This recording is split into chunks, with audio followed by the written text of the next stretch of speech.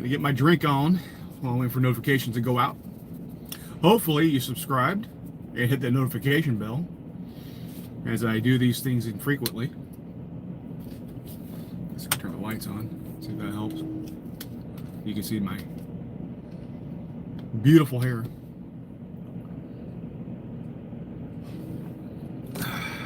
Oh, sorry. Forgot the customized or forgot to say salute.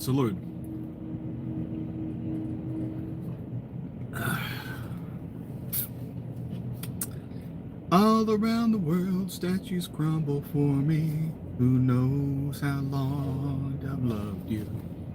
What's up, DJ?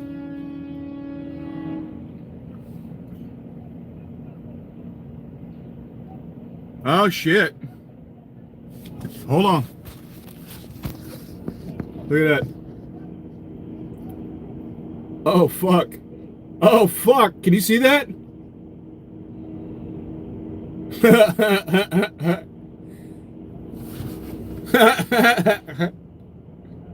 He's still going. Holy shit, I was not expecting that. I was not expecting that. Holy shit. Did you guys see that? Hopefully you saw that. DJ, were you able to see that where the guy got pushed at the fuel aisle? Holy shit. That was funny. That was funny. He got a good shove in, too. I would have knocked the fuck out of that guy. I knocked the fucking taste out of his mouth, but that's just me. Not that I'm a badass or anything. I ain't gonna put up with that shit. It's a bald fucking retard comes and fucking pushes me. I'm gonna fucking put his ass on the ground. But that's just me. That's just me thinking out loud. Anyway, I was not expecting that. Wow.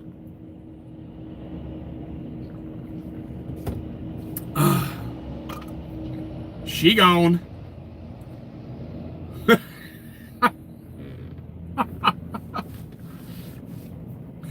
Oh man. Well, I hope your day's going better than that, guys.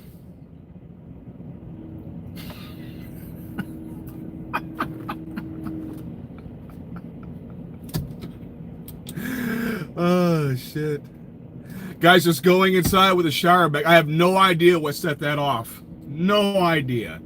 All I did was fire up the camera, gave my salute, said hello, and all of a sudden I heard the yelling, like right there, out in front of the damn truck. I'm like, all right. Hey, Natasha. Was one of the guys GW? Don't know. I'll have to go back and rewatch it.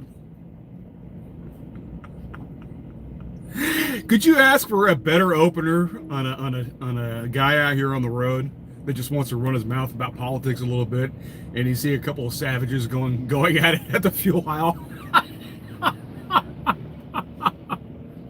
That's why y'all tune in, right? All the cool shit seems to happen on my channel. Why? I don't fucking know. It just does. There's no rhyme or reason to it. The best shit happens here. I mean, y'all have a good night. Happened here, you know? Reading the Stewie warrant live online, that happened here. Yeah, I mean, just all the cool shit seems to happen here. Damn it.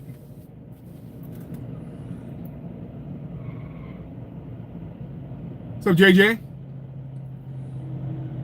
GW Balls wants to fight all of us. Well, I tell you what, he could take lessons from that guy, right? He got the shove on, right? Of course, the guy he was shoving seemed to be like 3 times as smaller than him, so whatever. Like I said, I don't know what the hell caused that, but it might have been bullshit or it might have been deserved. I really don't know. All I did was whip the camera around when I heard the yelling. Kurdish. You're Kurdish. All right, cool.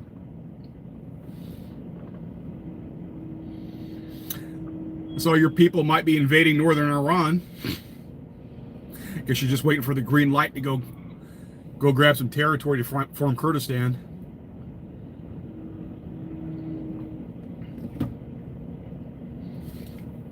Oh, man. I haven't seen too much of it there, DJ. I did see that I did see one of your posts, and I guess with the teeth. I never did watch Trailer Park Boys. I've seen some clips, but I haven't actually watched the show. I think I missed out. I think that's some funny shit. They're based out of Newfoundland, right? They're called Newfies. Uh-oh. Did somebody say a wordy dird? You Kurds. Me Boggs. And we're all here together. Nova Scotia, okay. I don't know why I got Newfoundland stuck in my head. I thought they were Newfies.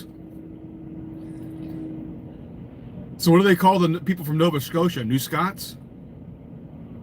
I don't know. I never really thought about it.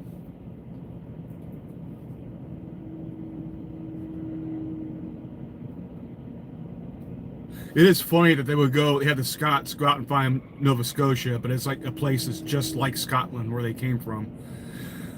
It's kind of like when the Scandinavians found Minnesota. They just found, like, you know what? I want to find the coldest, wettest spot in the United States that reminds me of home. And they landed in Minnesota. They seem to like it. Blue nosers, oh, okay. I'm Muslim, I can tell. Really? I bet I could show you something to prove that I'm not.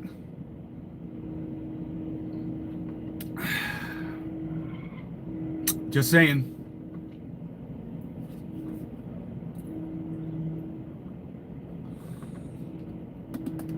But man, I think it's wildly entertaining what's happening with the DHS. The Democrats had the funding shut off because for some reason they think this is a way to curtail ICE, when in all reality it's just pissing off the ICE agents. So they're in a worse mood when they go after the illegals because they haven't been paid. And now Trump is sending them to the airports during spring break to help with the TSA, because the TSA, also under the DHS umbrella, are also not getting paid. And everyone is in such a fine mood because everyone loves working for free.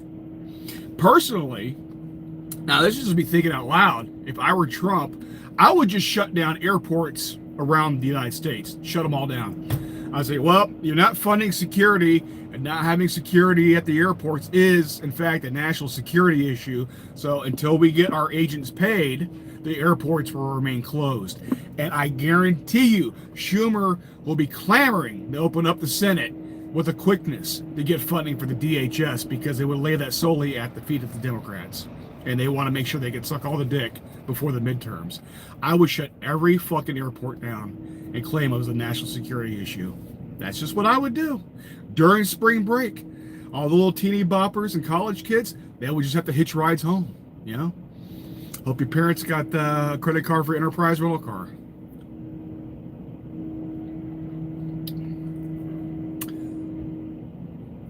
Do I wake up in the morning and feel low class? No, I don't. I don't, because I'm not low class. I'm middle class. I'm not low class.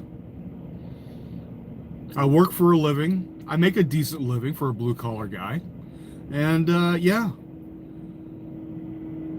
I'm doing pretty well, actually. I'm finishing up a project.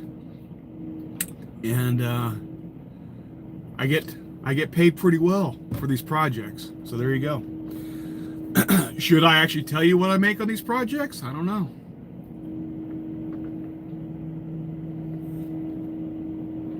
Yes, it's called a 401k. How much have you lost so far? Hell yeah. Hell yeah. Bacon does sound good. It's hard to have on the... I don't want to bring it on the road with me, because, you know, trying to reheat bacon in the microwave, that ain't it. And unfortunately, a lot of the sit-down restaurants are going away. And it's hard to get a good... I mean, some of them will put like soggy bacon on a biscuit sandwich. It's just not the same. Wait. I've lost about 200 pounds.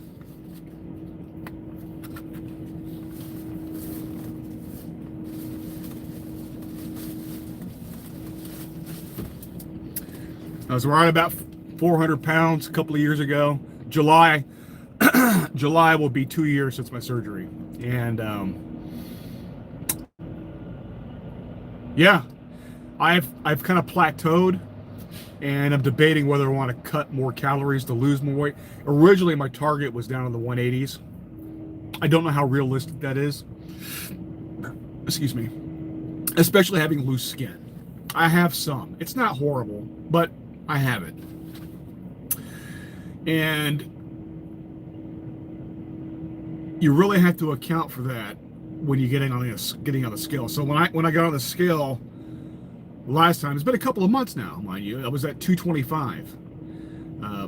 But my clothes have maintained, right? I don't know. Maybe I've gained a little bit more because I've been working out, because a muscle weighs more than fat. But if I'm 225, that's with loose skin. So without the skin, if I had tighter skin, how much would I actually be? With the fat, I may be down in the 210s. So I may actually not be that far off from the weight goal originally. But I don't know if I want to be that skinny, though. That's the problem. But it's whatever. I'm still mulling it over. Yeah, it happens. It's going to be a lifelong thing. You can control it by limiting the sugary meals. But I have every once in a while. I gotta have it, right? And not every time I have something sugary, it's going to cause it. But sometimes it does.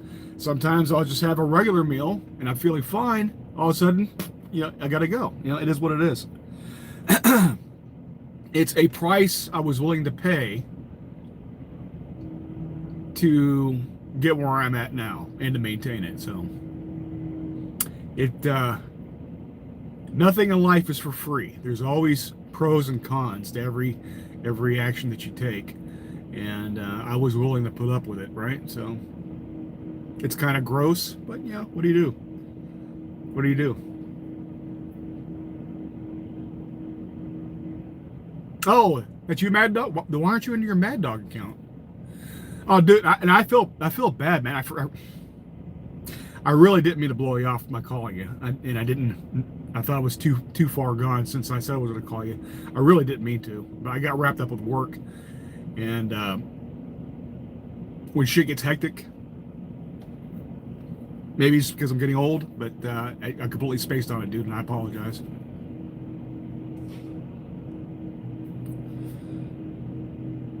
Yeah, it's the sugar, right? The sugar will cause it. It does something to your digestive tract, and all of a sudden it's like, this has got to go. It's got to go, and that's fine. That just keeps me off the. Though I gotta say, a couple of weeks ago, I was at a pilot and I needed to get some coffee, and it had a Cinnabon in there, and I'm like, I haven't had a cinnamon roll in forever, and I love having the cinnamon rolls with my coffee. I had to break down. I got the box with the 4 small ones, and that's all I needed. But man, I was I was in my happy place. I hadn't had that in forever, and I'm like, I gotta have some of that. They do it on purpose because they make it fresh right there. And as soon as you go inside, it's like, man, I just wanted to go in and take a shower, and it hits you like on the wall. It's like, damn. It's like, when I get done with my shower, I'm gonna have a coffee and some cinnamon rolls.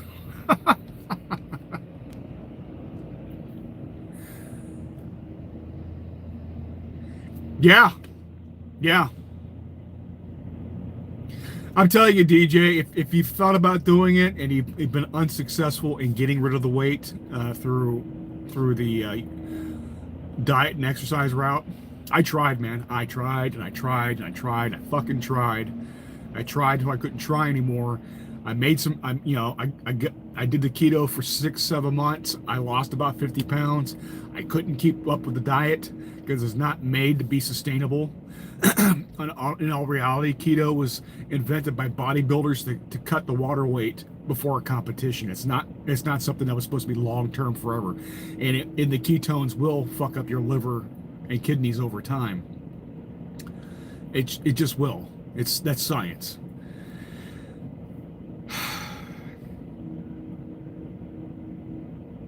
And I tried. I thought, oh fuck, I need the willpower. I gotta willpower my way through it.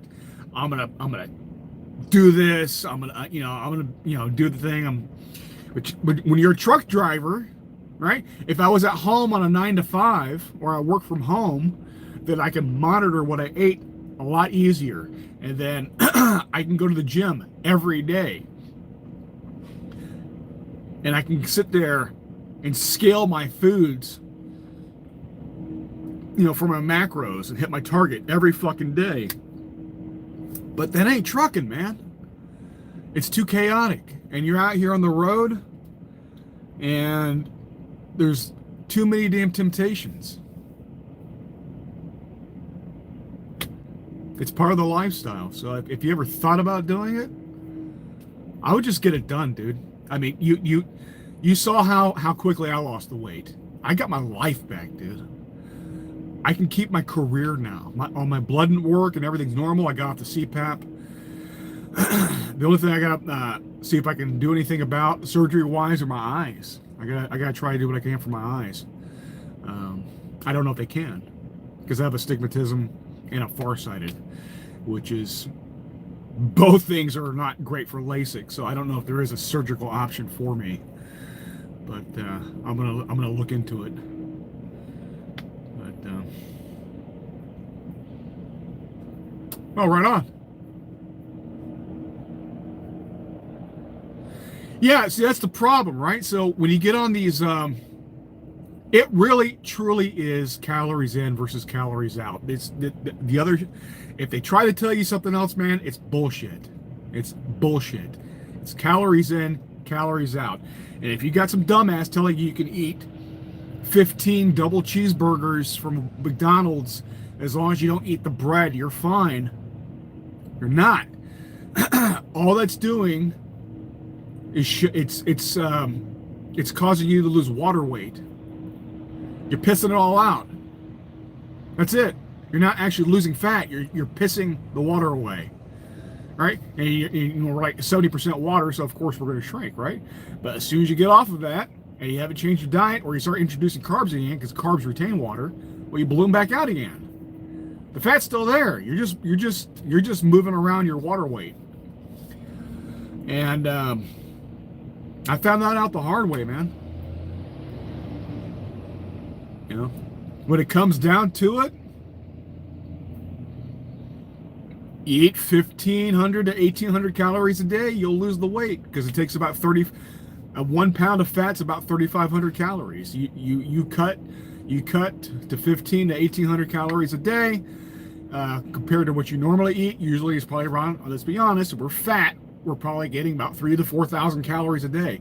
You cut it back that much, you're going to lose the weight. But that's what it takes. And I couldn't do it. I tried. I'm not too proud to admit that I needed help. But I'm glad I did it, because now I got my fucking life back, man. I got my life back. And you guys can do it too. Not everyone had the surgery I had with Keenan. It was Surgery Plus. It's called Lantern now. And it was fantastic. Hell, if some of you were in trucking, you wanted to get into tanking, I would get on with Keenan just for that benefit alone. Oh, sorry, the thingy was falling. I don't know why. I hate it when my thingy falls. There we go. Hopefully that sticks. If not, well, we'll have to figure it out.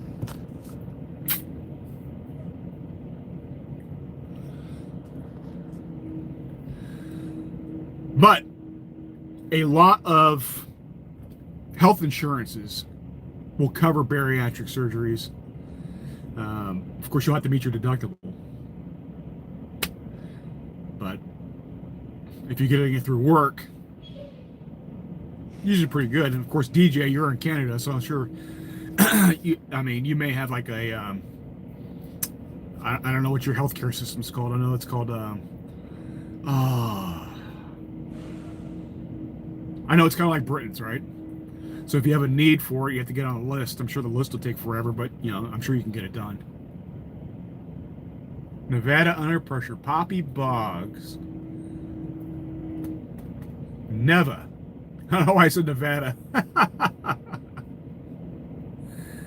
Never under pressure. What's happening?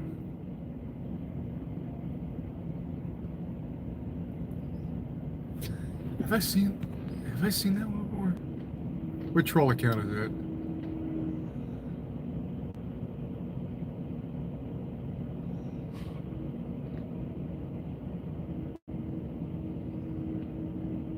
You've been around for a long time. 13 years. Right on. Well, if you're not a troll, glad to see you. But yeah, DJ, I'm telling you, man, you get your life back, bro. You get it back. You'll be $1 million. You'll have energy to do it again. Maybe get you some TRT, because I guarantee, most guys, when you got the belly, you got low testosterone, and that makes it a vicious cycle, right? Because the testosterone is what gives the guys the juice, the motivation to go do shit. So that's one of the reasons you get fat and lazy. You don't have motivation to do anything because, in all honestly, and I looked into this before, the belly fat specifically turns your testosterone actually into estrogen, and which I thought was fucking crazy, but I'm going by what they wrote, right? I'm not the science guy. I don't have a reason. I don't know why it would do that, but it does. So it's a vicious cycle. You start putting on the weight, you start losing your testosterone, which accelerates you gaining more weight. And all of a sudden, you're 400 pounds, and then you're fucked, right? And then you're like, holy shit, how am I going to get rid of this? And in all reality, especially with the surgery, you lose it pretty quick because you greatly limit what you can have for food, right? And then you prioritize protein to help, keep your hair and your muscle mass and whatnot. So, but you're still going to lose some. Anytime you have rapid weight loss, you're still going to lose some of that. So, and it's been a process trying to get some of that back.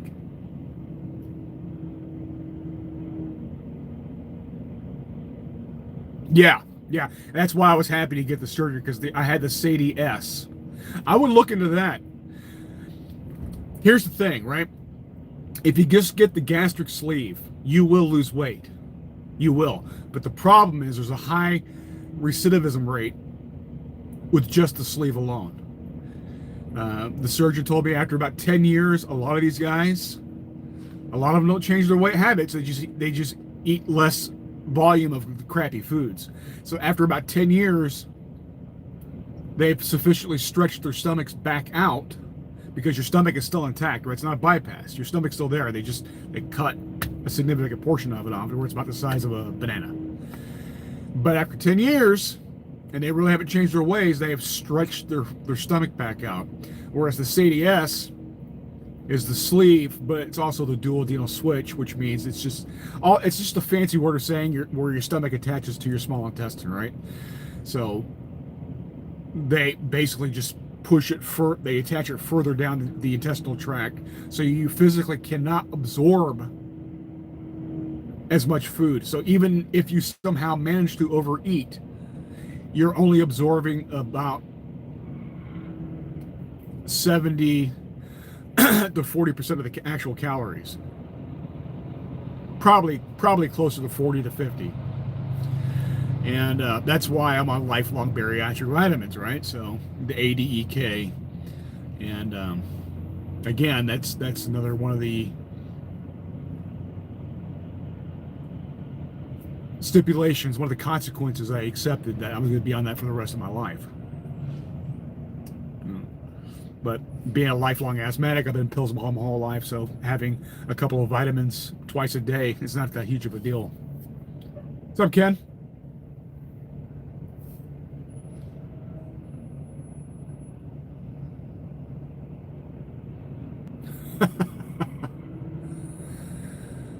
Carnivore is the way to go. Look, man, I have not been keeping up with this whole GW Bowles thing, but he was, when I was in all that drama shit, he was a dumbass then. I don't understand. Remember what he did with Best? The whole reason he got on Narc's radar is because he went and ran his mouth off at Narc defending Best while he was in Vegas. You remember that? When he was walking around like however many miles he was doing that, just walking around the block constantly. When Bowles didn't know what the hell he was talking about or what he was defending Best over. Now, for me, that's water under the bridge, right? But but even then, he was a dumbass, right? He just thought he was defending his bro, and that was that. And no matter what happened, he was ride or die, and he was gonna, not let anybody talk down on his homeboy. And he actually did work. I would suspect Best at that point would have preferred that he just shut the fuck up and not say anything, because it was making the situation so much worse. And I think the icing on the cake we all saw is when he disrobed live on best live feed when him, Kyle, and Best were on the live feed. Kyle was taking a shit. GW comes in, throws his robe off, see his bare ass walking into the hot tub, while Kyle's in there taking a shit. It's like, it was just such a fucking surreal and ridiculous thing. I mean, just, it's still hard to process. And then these guys still come out and say they're straight. I'm like, there's 3 guys sharing a hotel room. They're getting naked together. I mean, I was like, this is the same guy that was taking a picture of his bro's balls when he was passed out drunk on his bed. Now, was that nut just kind of hanging out already, or did he help it along a little bit so you can get that? It's just fucking weird shit, man. It's just weird shit.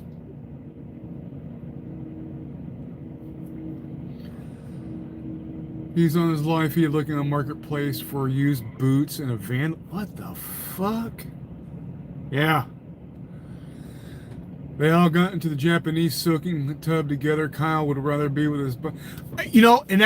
And honestly, that's why I think Kyle and Danny were divorced. Because if you remember when all that went down, that was Danny's birthday, if you remember correctly. I'm like, not a good look, dude. It's like, yeah, I would divorce your ass too. I mean, you're blowing off a birthday to go hang out with some dudes to do butt stuff in Vegas. I'm like, that's your home time. You live in Vegas, right? You should have been taking her out to a show, a dinner, something, not going off the fuck off of somebody's live feed and getting naked with other guys on camera, making you all look like fucking pervert assholes. Because now Danny's got to walk around having to defend her husband when they're doing indefensible shit. So it's like, I'm sure there was more to it, but I guarantee you that didn't help.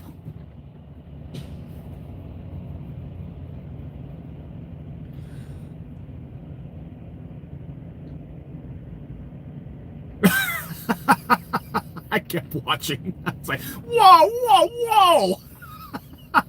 Wait a minute. Something ain't right here.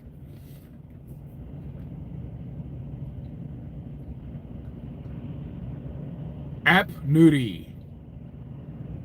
Hello, App Nudie. What's up, Willie?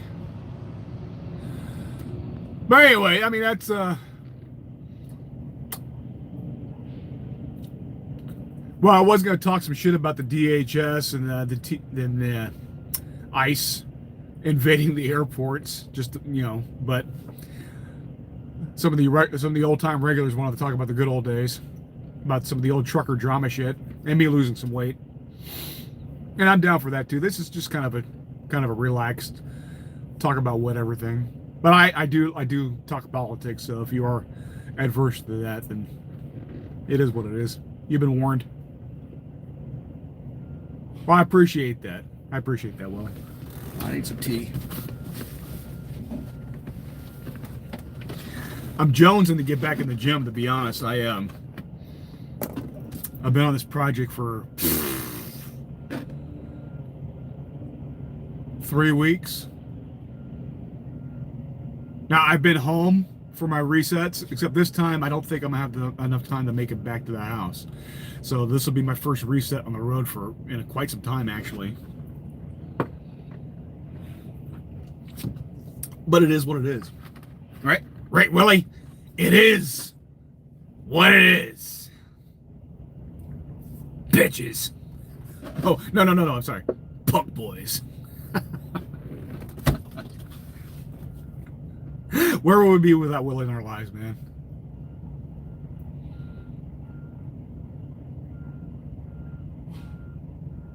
Summer coming this November, ice will melt. I don't know about that.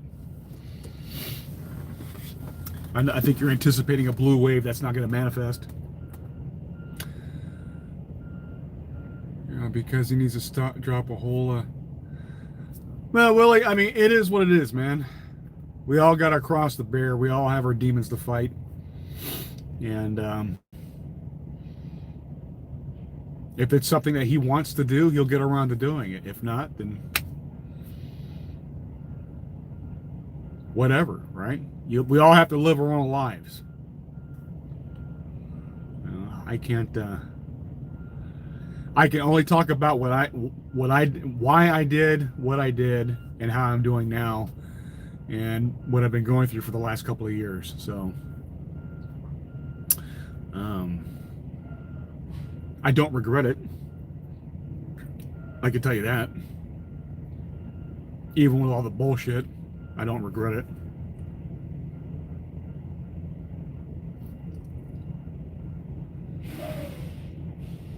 $262. All right. Hey, hey, for the last time I saw you do a weigh-in, that's 30 pounds, right? Remember when Tiny fucking welched on the bet when he went to Publix and you were under 300 pounds? And then Tiny made some bullshit up about you didn't go to a Tiny certified scale, even though he never stipulated what scale to go to. I'm like, all he had to do was pay you $100. He wouldn't even do that. So yeah, he welched on the bet. I'm always going to give him shit for that because he walked on a bet. You know, they're all about making bets.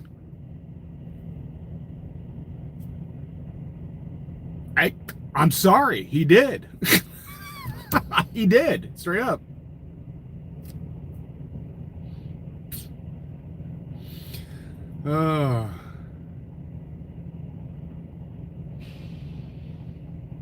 Dude, I have no idea. I haven't seen anything. I wish the guys well, but I haven't been with NFG in quite some time. It's been shit.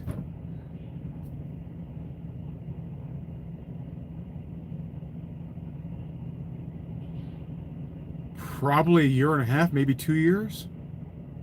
I don't know. It's hard to keep track of time sometimes. I mean, I wish him well.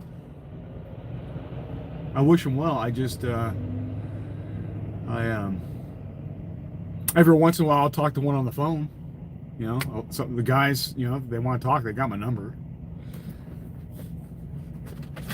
But I was just over, I think the final straw was just trying to get everyone over the Discord, which is a much better social media app.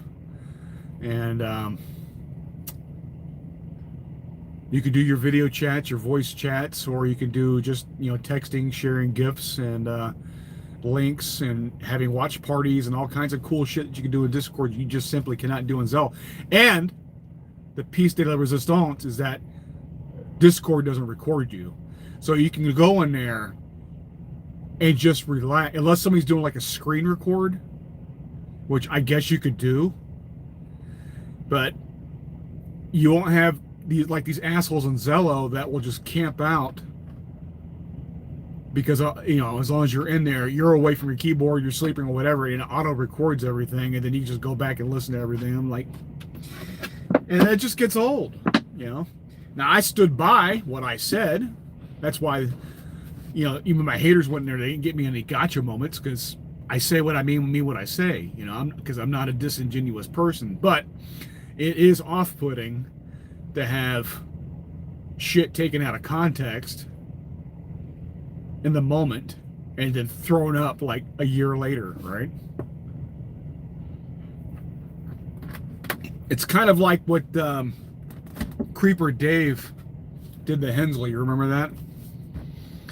When Creeper Dave showed up at Hensley's house for no fucking reason, and then he was invited in because Hensley wanted to bury the hatchet. It's like, whatever. And let's face it, he was on his last leg, literally. So he thought he was dying.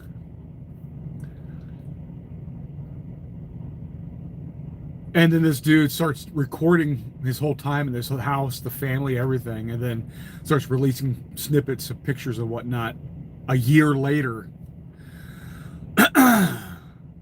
to try to prove a point. So it's kind of like what Zello became, right?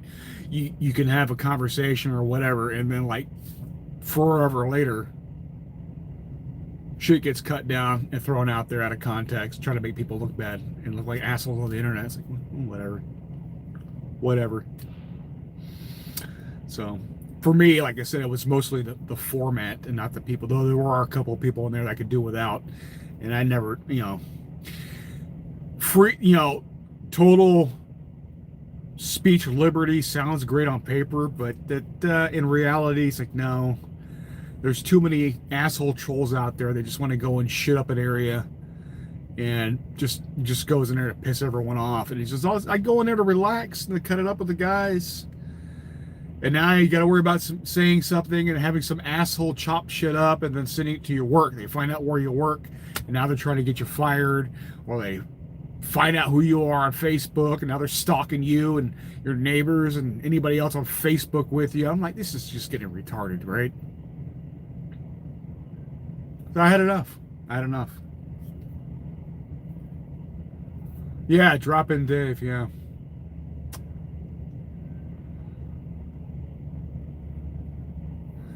Creeper Dave showed up for a reason, and he took pictures of Hensley. I know. Hensley was literally dying. I think he was just happy to see somebody he knew off of YouTube that actually he thought that actually gave a shit, that went out of their way to come visit him out in the middle of fucking nowhere. And Dave just took complete advantage of it. But it's not like Hensley was a saint online either, right? He did a lot of fucked up shit. So, well, whatever. It's ancient history. But that's kind of what Zello is, right? It's just like it's there forever. It's recorded, and then you can video edit anything. It's even worse now with AI.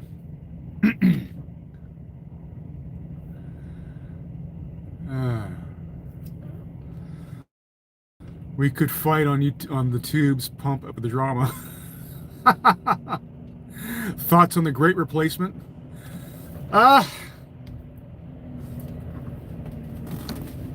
It's happening. The Democrats had already admitted it. I think Dan Bongino, before he became the second in command at the FBI, on his show on Rumble, had aired out some documents on a couple of Democratic think tanks describing the Great Replacement theory, and it's an actual strategy. It's not happening just here, guys. It's happening throughout the Anglosphere. It's no coincidence that it's happening. It's not happening. It's happening in the UK, all throughout Europe, Australia. I don't know about New Zealand. I don't know how the Kiwis are doing, but in Canada's big. It's all happening to the Anglosphere, if you pay attention. And it's not racist to point that out, because it is. It's being done on purpose. The Anglosphere is being attacked by the globalists simultaneously. And that's why we're all dealing with the same bullshit at the same time. It's not a coincidence. We're all dealing, if you look at the major issues the Anglosphere is dealing with, is immigration. Here in the US, Canada, Britain, all of it. And that's why a lot of these right-wing groups are cropping up, because the people already living here don't like it. And it's coming to a head. It's coming to a head.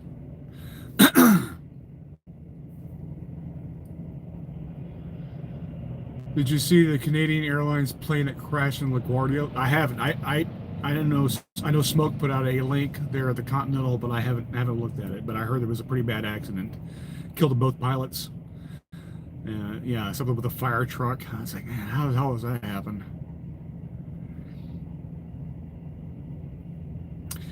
It's honestly miraculous that more accidents don't, with the sheer volume at our airports, especially something like LaGuardia or O'Hare or even DFW. Just the planes are constantly coming in and out, in and out, in and out.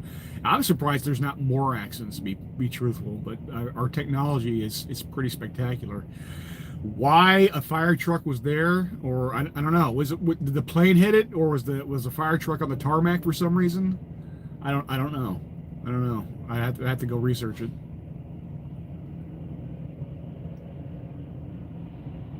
The TSA tried to fly to Canada, but the plane crashed. Yeah. Ah, is that what it is? Greg, what's happening, man? Long time no see, brother. Love your jokes on Facebook.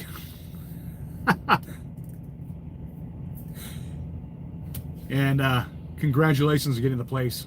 I know I told you on Facebook, but I know you had been waiting a long time for the right moment at the right price, so I'm glad that finally happened for you, man.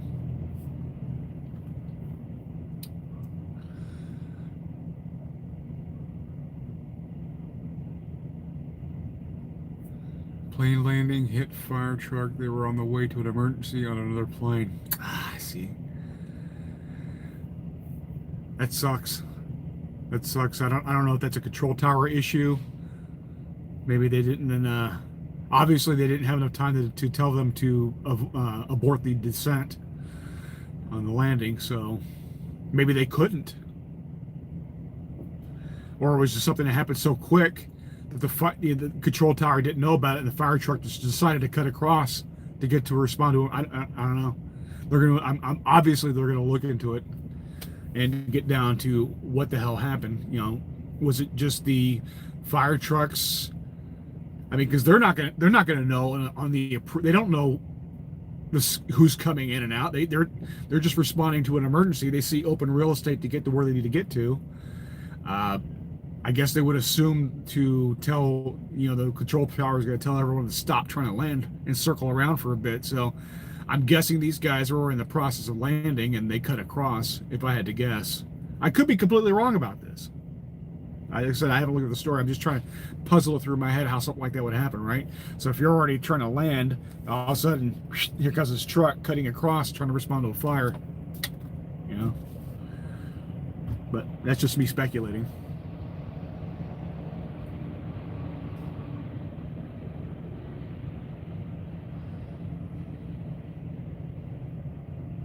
On a recording, I heard on a recording from the air traffic, the controller screwed up and gave the fire truck clearance to cross and realized, oh shit, but it was too late. Yeah, see, so it was a control tower issue. Those poor slots, and we've been understaffed for a long time on the control towers.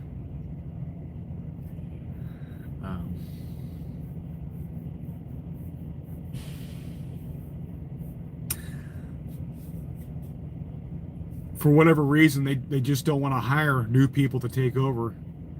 And the people we got in there are starting to age out, so I don't know what they plan on doing.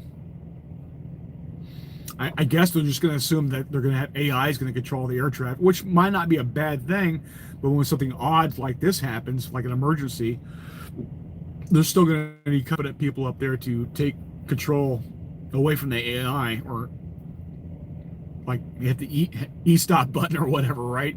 And then you can make exceptions in the AI's parameters, but I don't know.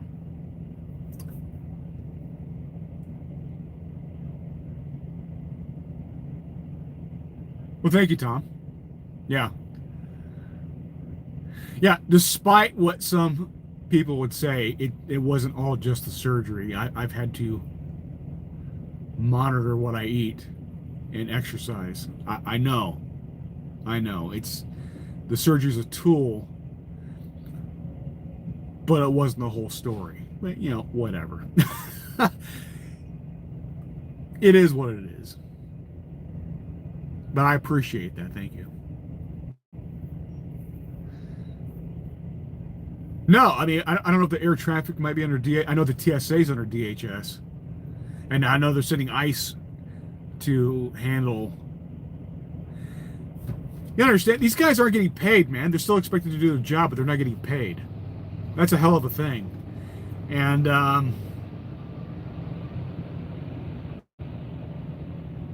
let's just say if I was one of those agents and I'm being in this predicament where the Democrats are holding my paycheck hostage, even though they still expect me to do a job, I may be a little rough with people that piss me off.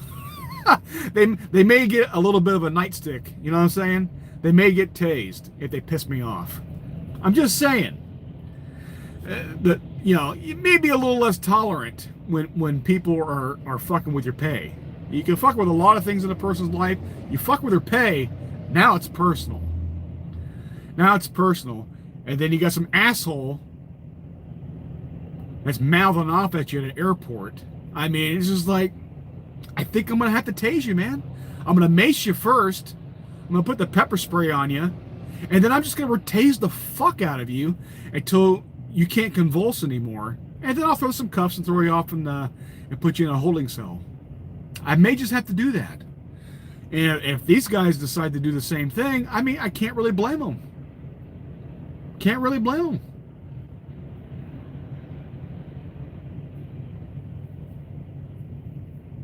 Ah, well, there you go. Yeah. Yeah, I didn't know if it was like a safety security thing, so I didn't know if they were under the umbrella or not. So, I don't know.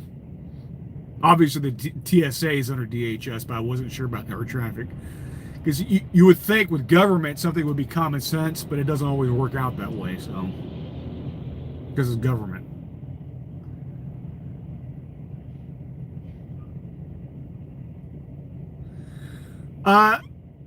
True, they eventually will get back pay, but a lot of these people are living paycheck to paycheck, because most Americans are. And look, man, people I know that were affected by the military shutdown, you know, especially the non-officers, the enlisted, they were out there asking for money from family and friends, so they could pay their mortgage, their rent and whatnot, electric, because they didn't want to get behind on their bills because their paychecks were being held hostage. And that was, you know, now the agents, obviously, they're not military, so they actually get paid more. But still, I mean, that just means normally when you get paid more, that means you just have more shit that you got to pay for. Right? You got a bigger house, you got a newer car, you may have a boat, what have you, right? You got more shit you're paying on because that's your lifestyle. And those bills don't stop just because your paycheck. You can say, hey, look, you know, I got, the money's coming, I just don't know when. And they're like, well, you don't pay it within 30 days, we're gonna put a ding on your credit. What do you do? What do you do? So, yeah, and then, you know, you're an agent, you're in the field, you may be 5 states away from your family, you got a wife and kid at the house, wife's calling, hey, you know, we're getting insufficient fund things on the bank. It's like, well, I mean, what do you want me to do? I'm working, but I'm not getting paid. So people might have to get tased. They just might have to get tased.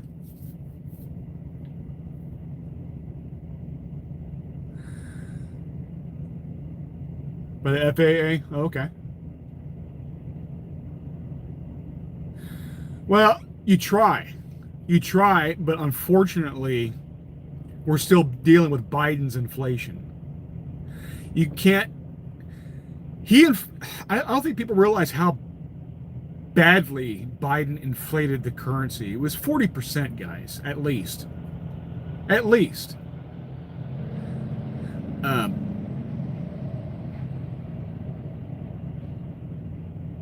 And Trump did lower the rate of inflation to a more acceptable level, but we haven't had deflation. We still have about 2 to 3% inflation. So the wages have not caught up to what Biden did to us a couple of years ago. So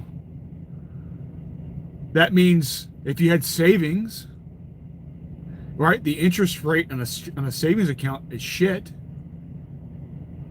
And whatever you had in the bank devalued by about 40%.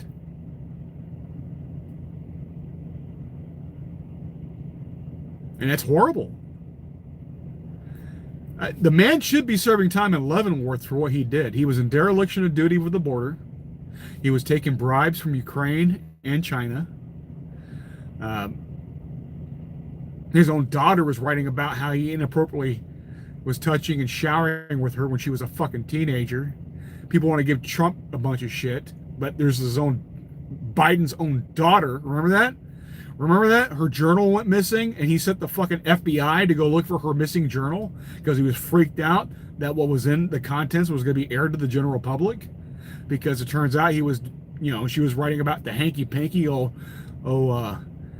Poppy was doing her. His own son, Hunter, his nickname for Biden was Pedo Pete. Come on now.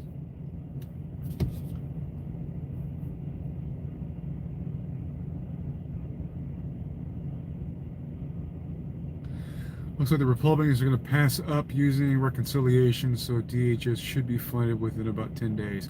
I hope so. It's a bullshit tactic because they didn't like ICE going out there and doing their constitutional mandated job, and that was to deport illegals.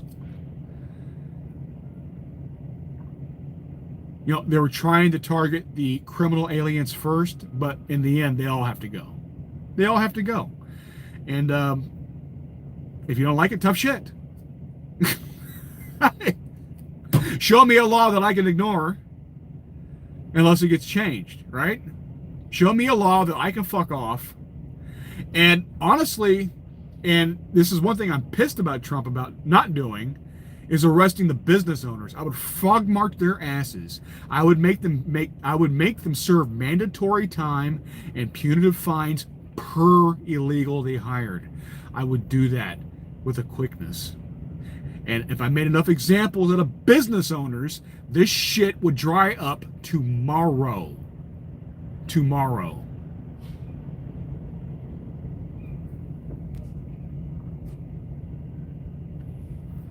Yeah.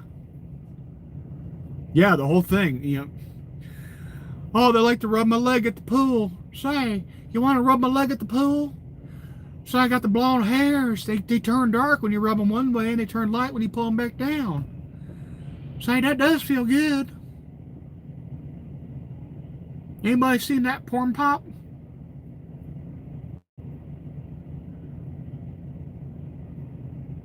Yeah, well.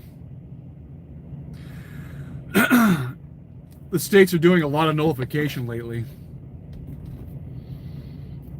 That's not necessarily a good thing. That's how we got Civil War 1.0. Just saying. If you have all these states and super cities going their own way and fucking off basically the rules of the union, there's no point in being in a union anymore, right? Because you can't really be a union when you're not following federal edict. And you're all just doing whatever the hell they want to do. And then the constitutional mandate that's expressly stated in the Constitution that the federal government takes care of immigration, even though they try to give Texas a rash of shit during the Biden administration because Biden was in dereliction of duty, allowing 20 million of these motherfuckers to cross the border into the interior. Texas is trying to put barbed wire and shit just to slow these fuckers down from coming in. Like, no, that's a federal power. Well, yeah, you're supposed to maintain order and to keep the fuckers out at the border, not to olay them into the interior. So it's a dereliction of duty.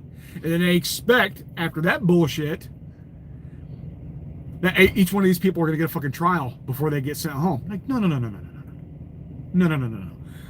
That is gone. You're not going to allow you're not going to break the law by allowing these people in on a federal level and then expect the next administration to actually put 20 million new on top of what we already had trials before we send them home. No, there's going to be mass deportations. You may get a magistrate, You may not. Tough shit. You're going home. Unless you're like from an actually designated territory that we're taking asylees from. You can't just call yourself an asylee and then you get, you can gum up the system for 20 fucking years, and by the time they get around to you, then, what's the point? And I know the SCOTUS it's supposed to, at some point, rule on birthright citizenship, because the way they've been doing it since it was amended to allow the children of slaves to become citizens, the way they have worded it, or not worded it, but the way they have interpreted it is incorrect. Just because two foreign nationals, or the child of two foreign nationals, and the mama comes over here and pops out a kid on U.S. soil, does not make a U.S. citizen. And again, there's a lot of danger in that, because obviously you have to be a naturalized citizen as a criteria to be a president. So you're going to have Ling Ling over there dropping out a kid. They're going to get their U.S. birth certificate, then they're going to fuck off back to China. And then after they attain the age of majority, they're going to come back. And then with the backing of the CCP, say, oh no, I'm running for president. I was born here in the United States. I'm a naturalized American citizen. I can make it all. I'm 35 years old. I was born here. I'm a U.S. citizen. I'm running for president. And now we have a literal Manchurian candidate backed by a communist government with and if you don't think they're not going to dump billions, hell, maybe even trillions of dollars or yuan behind that candidate to make them the next president, it's stupid. It's stupid. So it needs to be interpreted correctly and in the madness.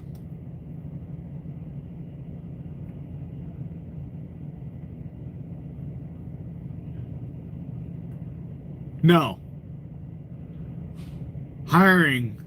Being here illegally is a civil. I believe hiring is actually a criminal offense, because now you're breaking labor laws.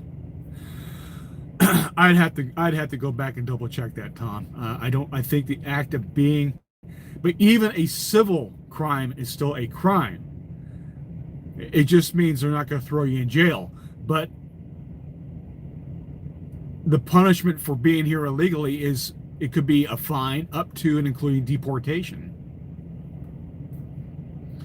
Now, if they deport you and you come back,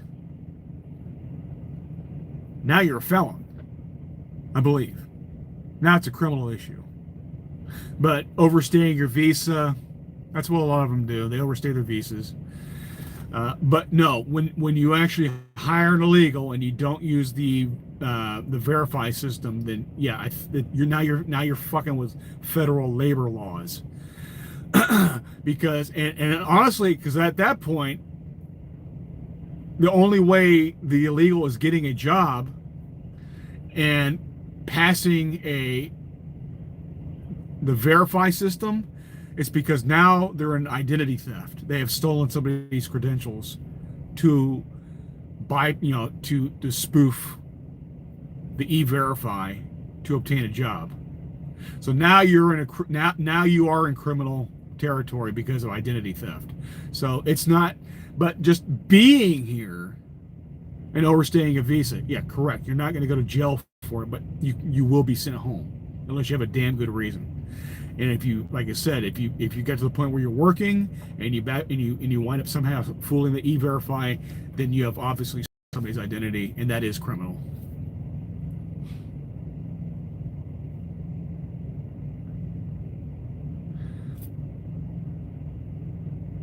I would change the law then. I would change the law, because now you're messing with labor law. And again, I just went through it. If they somehow pass the e-verify, then they have obviously been involved in identity theft, and that is criminal. So,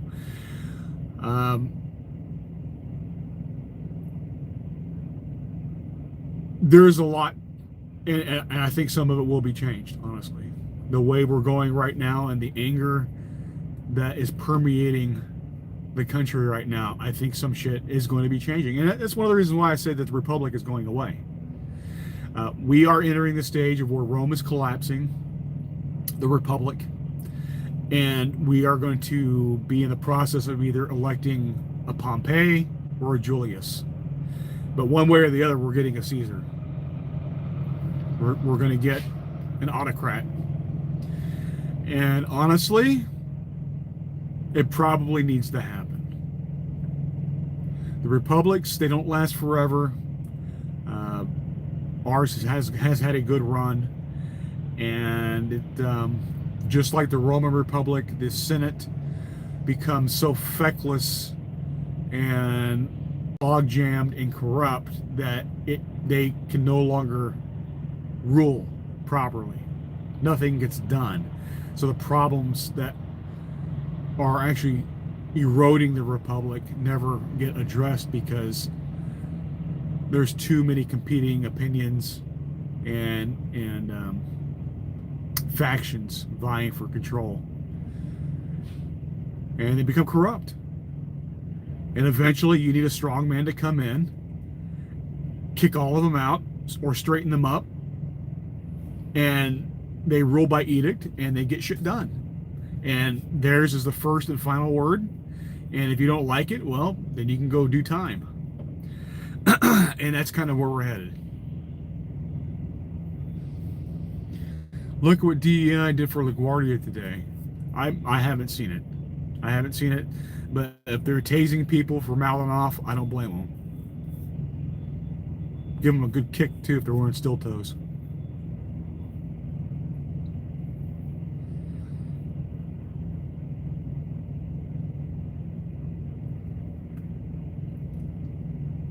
I may have used the wrong terminology there, Tom. Yeah, natural citizen, right? So if a Chinese woman comes over, he has a Chinese father, Chinese woman, they're both Chinese nationals. She comes over to U.S. territory, drops out a kid. Now they're a natural born U.S. citizen. They get a U.S. birth certificate, then they fuck off back to China. That's the point. Now, when they reach the age of 35, they have met the criteria of becoming a president. That was the point. She had two foreign nationals. She happened to have the parents of foreign nationals. She happens to pop out a kid here. Now the kid's a natural born citizen. And it was never supposed to be that way. That was the point.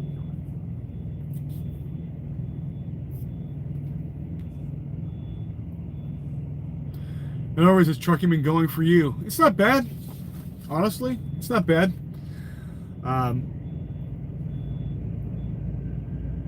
I'm getting home a lot more now.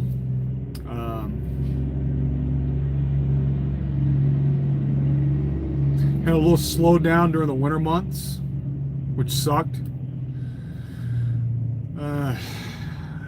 Things are kind of up and down right now, but right now I'm making decent money. I can't bitch.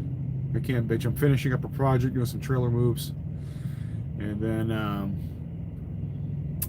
hopefully the other accounts will get their shit together in the meantime. And then at the end of May, they said they had another big project happening in Texas. And they're looking, hopefully, to bring our company back so I can get back on that. And keep rolling with them. So I like these projects. I mean, I stay away from the house a little bit more, depending where they're at, right? Sometimes the projects are near the house, and I could take, I can do my wait time and 34's at the house, right? But sometimes I can't, it's trucking. But it's definitely a lot better than what it used to be, by a fair margin. So, and I still recommend people to get their endorsements, because even though even after you roofed out a lot of these non-domiciled CDL holders, up to 200,000 is like the last estimate I saw. They a lot of these jobs,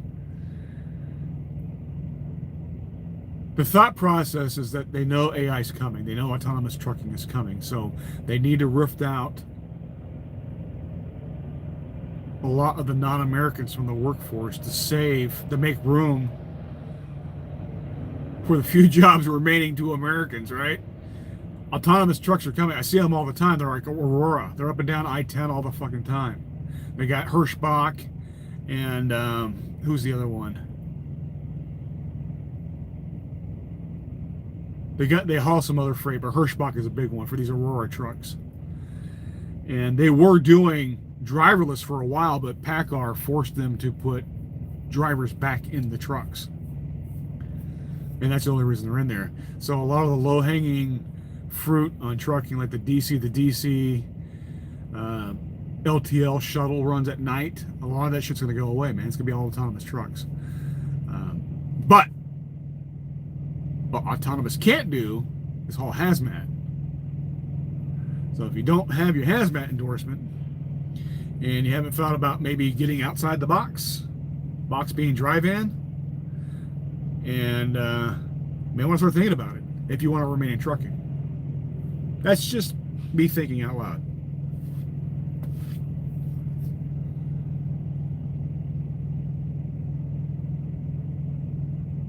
Oh, I didn't see your message there, Tyrannus. Damn it. It says retracted.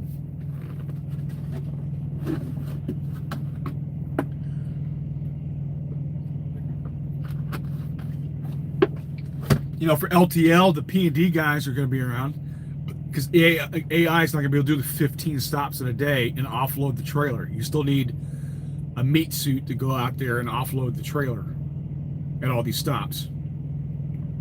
The customers are not going to have their own dedicated people to go out there and offload their shit like a McLean's or whatever, right? PFG and all that. But where the two guys are swapping trailers and going back to their DCs at night with the shuttle runs, the AI trucks are just gonna go to the terminal. There's not gonna be a reason to swap because there's not gonna be a logbook because they can just drive and drive and drive. So the shuttle runs are going away, which, as you've seen, UPS is doing it. UPS is already phasing out like their yard dogs. They are starting to use AI yard dogs now, which makes sense, right? Because they work better in a controlled territory. So like a lot of the ports overseas use AI to do the cargo, the containers and shit. So, but UPS is doing that with yard traffic now, and they've already been able to offer a buyout here recently because they had a huge contract a couple of years ago. We all knew this was coming, right? It's the whole adage of pigs get fat, but hogs get slaughtered. Well, they had a hell of a hog trough deal this last go around, and now UPS is phasing these guys out with a $150,000 buyout. Good work if you can get it, right? Most people in trucking, Roadway Yellow didn't get a fucking buyout. They just got they went to work one day and the gates were closed. UPS, you get treated like a person. You get a bought out to go in retirement, and they get a pension. That's the way it should be for all of us, but it is what it is. But they're phasing out a lot of these drivers. They're going away. It's sad to see, but it's happening. I mean, it is. But right now, AI trucks can't haul hazmat. So, there you go.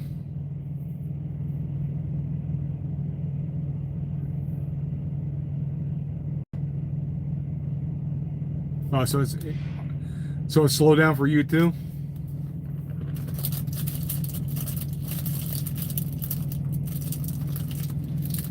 Sorry, I hope you don't mind me eating a cracker or two. I am feeling a little peckish. Yeah, we gotta make do, man. Gotta make do. Like I said, winter sucked. Bonus account, they give us a slight minimum. It ain't anything to brag about, but it's basically enough to pay for the benefits, so you don't go in the hole for the benefits and you get a couple $100 basically. But it's still positive income. I like these projects because if I get paid for the full 7 days, then I'm earning about $1,000 more than I normally do in a week. So it's not bad.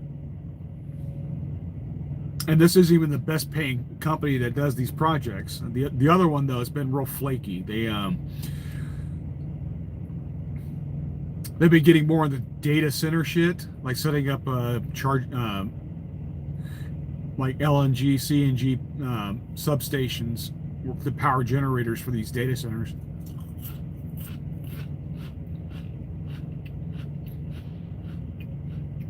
But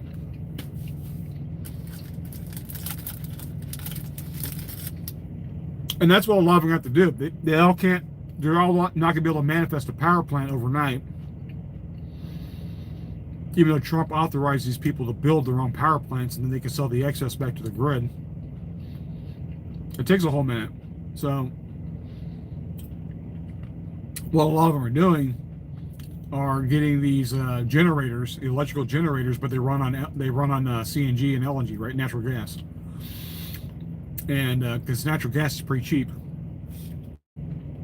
So they'll get a lot of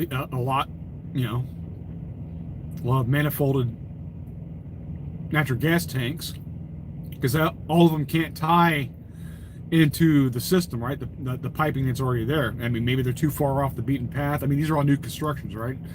So they may be a whole minute before the gas utility can set up a pipeline to them. So the temporary thing is to have these portable tanks. They're big, right? And then you just keep those full, and that is used as fuel for the electrical generators.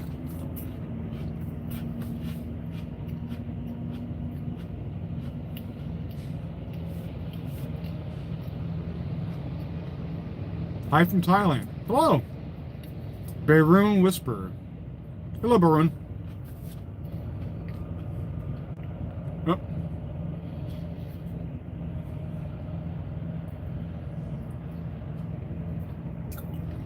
Will the Epstein war help or hurt your cryo lane? Yeah, I don't know.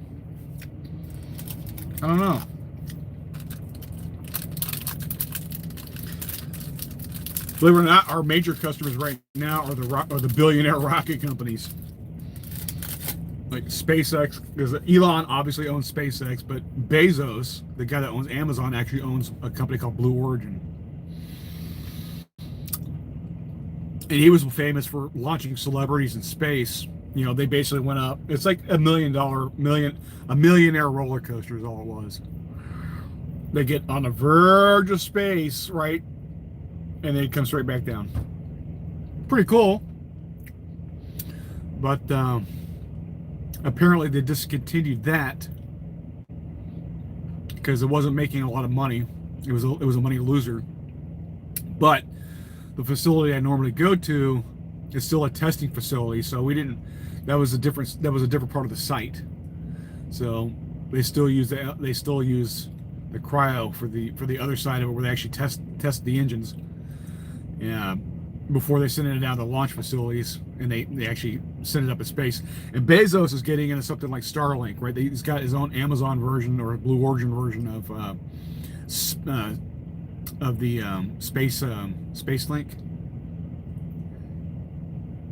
Starlink. So Amazon's doing their own version of that. So now we're gonna have even more of these little fucking low Earth orbit fucking satellites running around, because they're all getting in on the game, right? Because I saw the killing that Elon, because Elon's eventually going to corner the market on cell phones.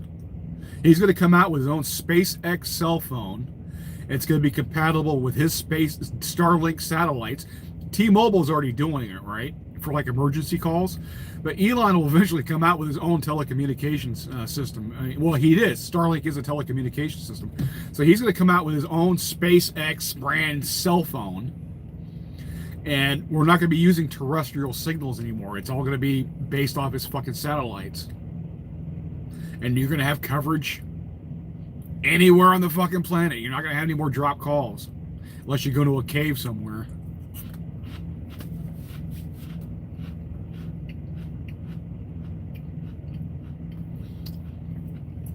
I don't know if he's a bot. I don't know, man. I don't know what DEI.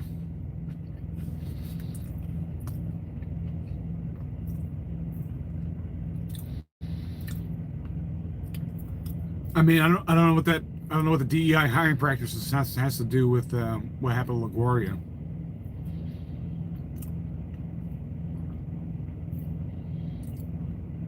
Did affirmative action fuck up LaGuardia? I don't know. Did they use bullshit hiring practices for TSA agents? I mean, they don't catch half the shit that goes to the airports anyway, to be perfectly honest. But if you're particularly clever, you can bypass these guys because they're not really trained that well.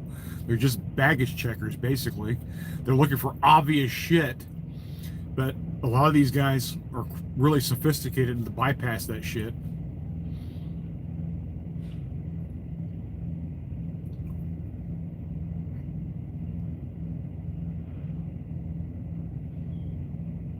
Oh, is that what it is? It was the DEI hire for the air traffic controller? I don't know. Wouldn't surprise me.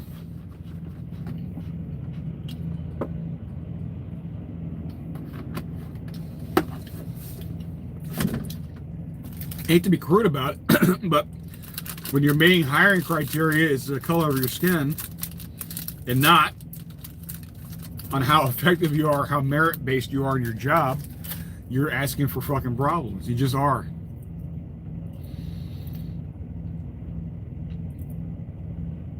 You know, you need to hire based on merit. Now, if all being said and everyone's on a level playing field and they all have the same credentials, whatever, flip a coin. I don't care. But here's the fucked up thing about affirmative action and DEI. It's always been unconstitutional. It always has been. It's very clear in the Civil Rights Act that you are not to hire, or your criteria for hiring is not to be based on race, color of your skin, your creed, your religion, your sexuality, so on and so forth. All of that shit. It doesn't say, unless you're white, you can discriminate against whitey. Everyone else is allowed. No. There's no caveats in the Civil Rights Act. You're not. And that's why the universities are getting in trouble, because they're allowing all the Asians in there because they wanted the out-of-state money from overseas Asian families because they're all filthy rich, sending their kids over here to get, you know. But when you do that, you're displacing an American that should be learning at the higher, that university. But the universities want to make the out-of-state tuition money.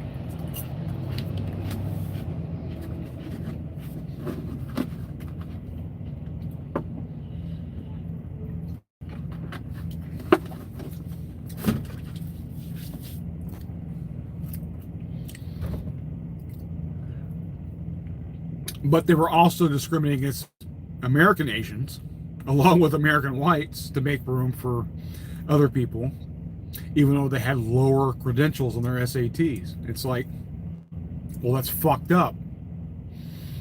Just because you came from a culture, specifically Asians, where they really drill into your head to pass these tests, right, for education, because to them, that's how you succeed, right? You get the higher education. And a lot of times they're correct. I mean, not always, but I mean, that's usually a good indicator how well you're going to do in life. And then, but then you get discriminated against because there's too many of your brethren applying for the same university. Say, well, it's not fair. We got to make room for somebody else. It's like, well, are they as qualified? Or do they have a lower threshold to meet on the SATs? Well, if it's not the same criteria, you're discriminating. And it's obviously based on ethnicity. So it's like, that's illegal. That's unconstitutional.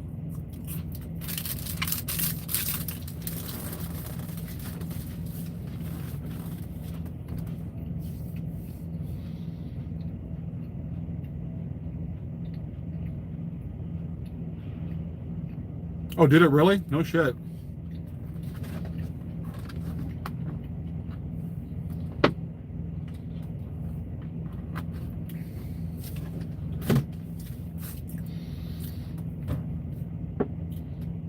I saw that there was a chemical plant that's being fed by a cryo plant that I used to load out of all the time in Bayport, Texas, Deer Park, technically, but they call it Bayport. Old ass facility. But a lot of these, they call them ASUs, air separation units. And they're placed where they're at primarily because they're feeding into a plant somewhere and they have to meet a quota, but whatever extra that these plants produce, they're allowed to sell. And that's how you get the different trucks delivering, the excess. So they may only need, like, that plant you may be feeding may only be taking nitrogen for whatever reason, right? Well, the ASU can also at the same time produce oxygen and argon. And now you can supply hospitals and go to all these other places. To these, like, argon's used a lot for, like,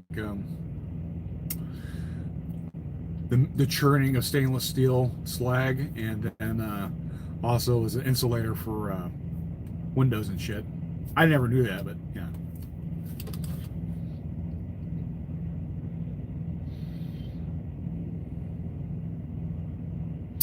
The competency crisis is far broader than DEI, I'm afraid. Yeah, I know.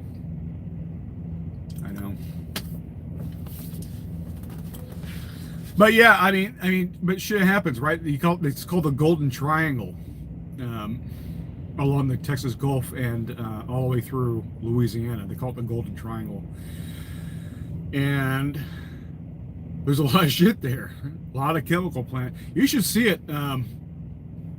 God, if you look at a map, it's called Freeport, Texas. It's south of Houston, right there on the Gulf of America, and basically the entire town is one big Dow plant. Dow, like DOW, Dow Chemical. That's the only reason that place exists, because of fucking Dow. It's huge. It's like a city unto itself. And there's other areas like Texas City, and it boggles the mind on how large these plants are. Chemical plants, refineries, all the way down the line, man. And it's a testament that more shit doesn't happen more often, to be perfectly honest.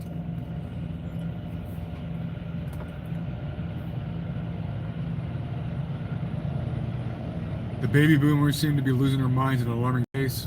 Our grandparents were pretty sharp in their convictions till the end. Boomers, not so much. Well, they're getting old, man. Hell, we're getting old as Gen X. But they're pushing 80 right now. Growing old's scary, man. The world's changing. I can't say all boomers, but there was a significant portion of the boomers that did fuck America up, like royally. Them and the silent generation, but they're dying out too, because they're older. They're slightly older than the boomers.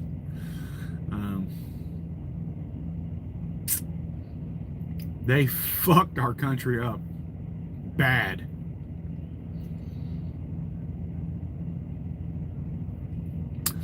You could take Roe v. Wade, for example. That was the boomers and the silent generation that allowed that.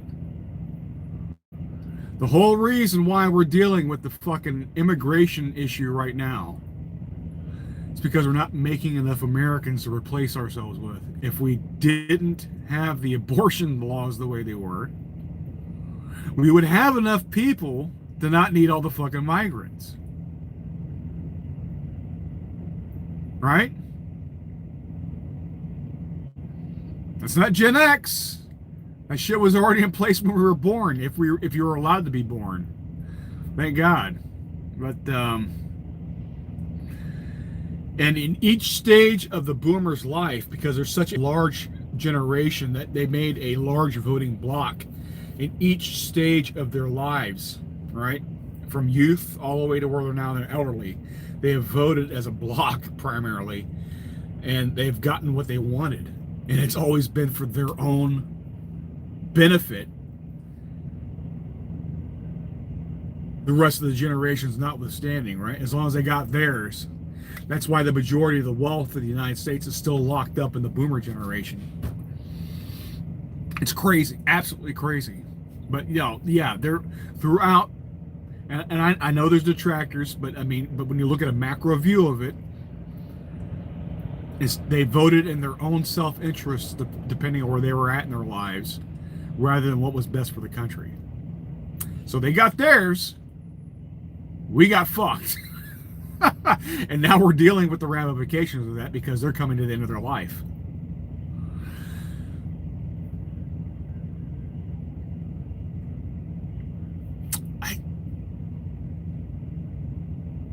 And that's why we're in the position we're at.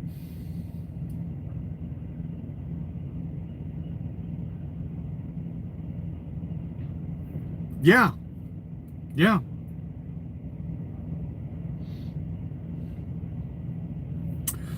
But I think it's eye-opening that you're having some of these EU countries coming out, and they're verifying with statistical data that where you come from, the culture you come from, where you're immigrating from matters, and matters quite a bit. And even Keir Starmer, the Prime Minister and the head of the Labour Party over in Britain, came out last year and said all this mass migration was a mistake. Now, he got shit from it about it from the rest of his party, but he was telling the truth. And I think was it Denmark or was it the Netherlands that came out with a report breaking down where their migrants are coming from and whether they're a net benefit or a deficit. And if it showed you as a European migrating from other European countries, you're a benefit. If you're an American coming and going over there to migrate, you're a net benefit. But if you're coming from a lot of these African countries in the Middle East, not so much. Not so much. To the tunes of, some of them were up like €1 million, if I remember right. I'm sure somebody's going to fact check me on that. But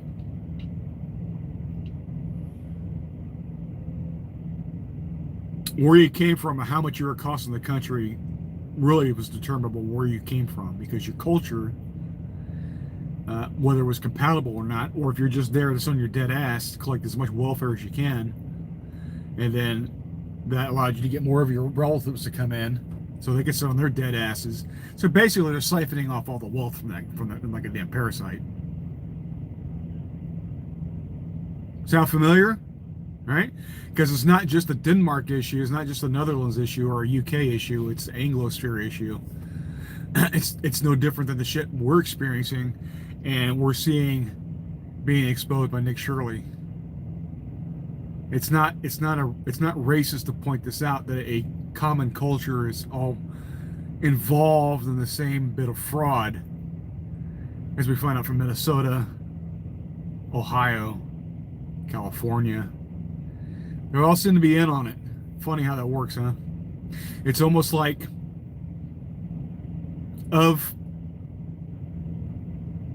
like-minded and similar peoples will form enclaves because they're from a common area, and then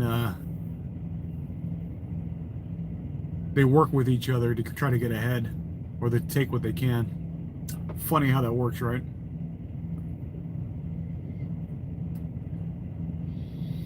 But it's just the truth, man. It is what it is.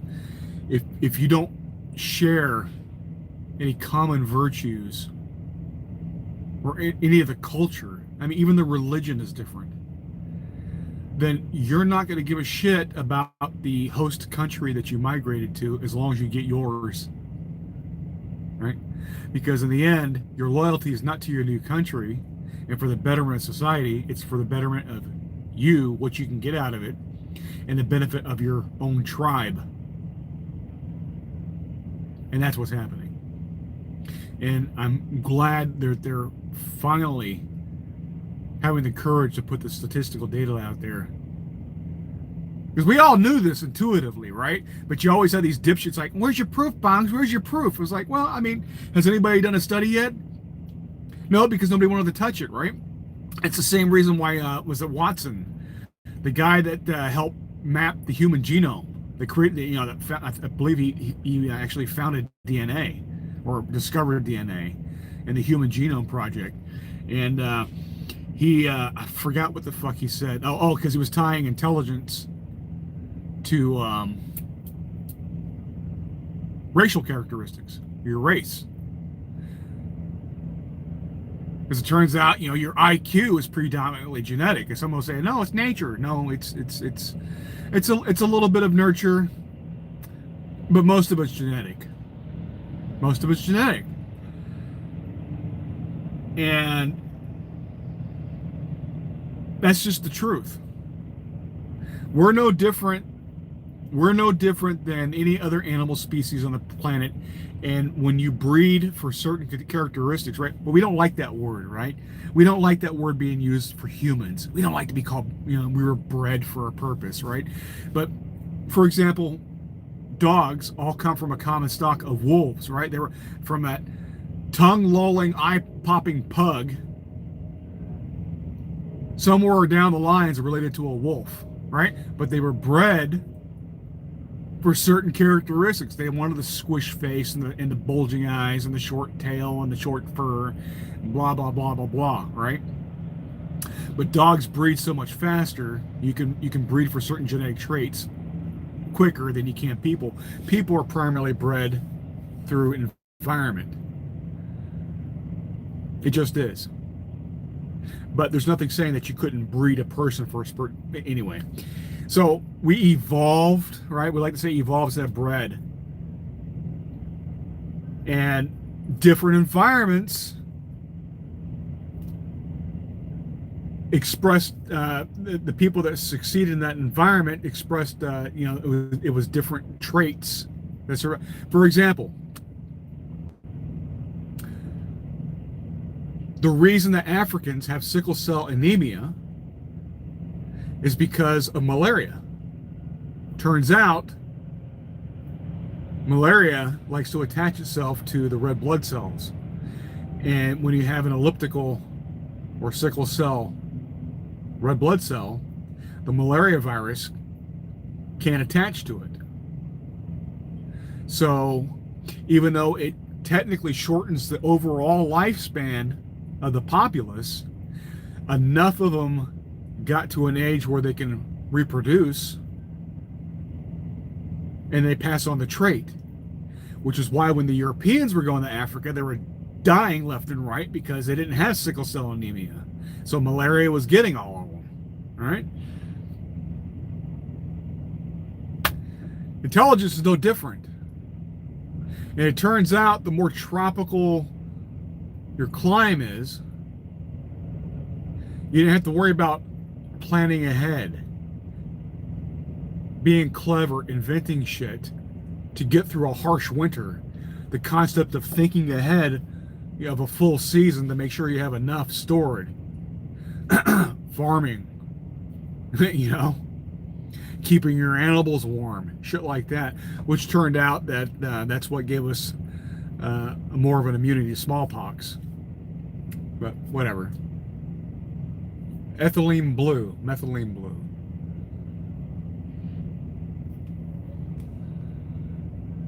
And a bigot too. Well,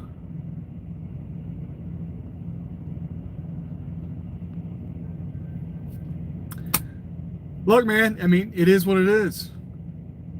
It is what it is.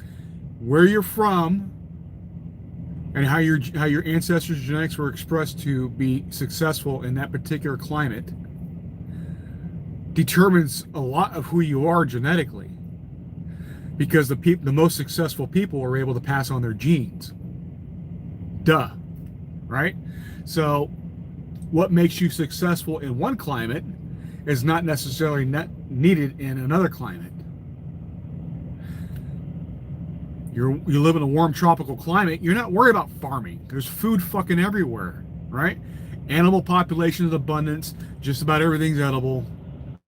The weather's always nice, right? You're not worried about winter and surviving entire seasons. You're not worried about stockpiling enough fuel to burn, and so on and so forth, and inventing different ways to make yourself comfortable for an entire fucking season. It is what it is. It is what it is. You know, other traits were expressed to make them successful in that climb. You know, endurance. That's why you get a lot of long distance runners. It's just it doesn't make it necessarily good or bad. It just depends where you're from. Oh, methylene blue. Gotcha. I didn't know that. See, I learned something here. But still, the Europeans didn't have it, right? So they were dying left and right. It was primarily malaria killing them all. Malaria is to the Europeans what smallpox was to the indigenous population of North America and Central and South America, right? And I noticed the British get more of the shit, but really it was the Spaniards and the French that fucked up the most of it. How even the Portuguese took over a big swath of South America. But it's always North America with the British. You know, the French were here, the Spanish were here for hundreds of years. They were rampaging all the way across America, all the way up into North America. You know? But the Spanish seem to get a pass. I don't know why. It's kind of weird. It's kind of fucking weird. And for all the talk about colonization, you're still speaking the colonizers' language. You have been for hundreds of years. If you're speaking Spanish, you're speaking a colonizer's language. You know that, right? So, it is what it is.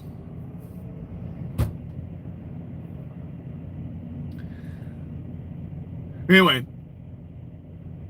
that Watson guy, he got in trouble for making that observation. You know. But it's true.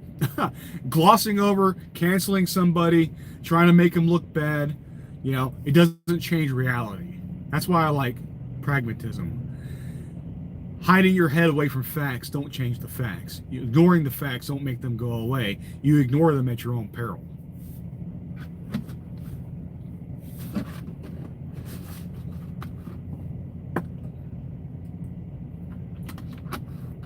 And making scientific observations doesn't make you a bigot. It's just reality. And to be perfectly honest, when you're looking at some of these people groups and where they're from, some are better than others, but some are literally fucking retarded. Like, legit retarded. It is what it is. I didn't do that to them. You didn't do that. They didn't even do that to them. Well, their ancestors did, I guess. But it's just, it's like a computer, right? You could take a computer and you can optimize the hardware. You could try to run the best software you can, the best operating system on that computer that you can. But you're still using a Texas Instrument with a tape drive. And your neighbor may be using a fucking IBM compatible. It's you only can optimize so much, but there's a hardware cap. There's a hard cap. The hardware can only handle so much. And that's what genetics is. That's what genetics is. You can do so much, but there are limits, and that's just reality. You know? No matter what I did, I'm not playing in the NBA or the NFL. I'm not playing professional sports. Even being 6 foot tall, I'm still too short, too small, not athletic enough because I have asthma, right? Asthma is a genetic defect. I have asthma. It's never going away. Nothing I can do about it. Never going to be a long distance runner.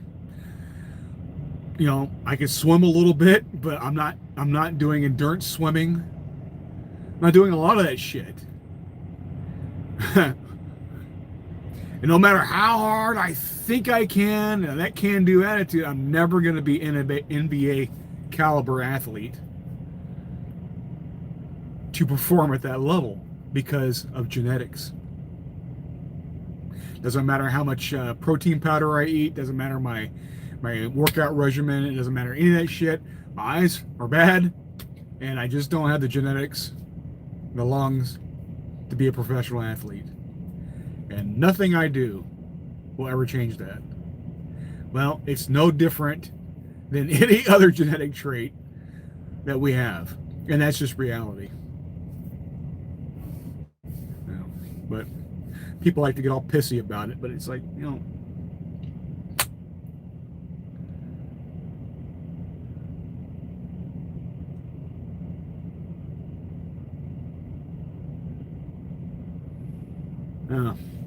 I don't know what else to say about it. It's just,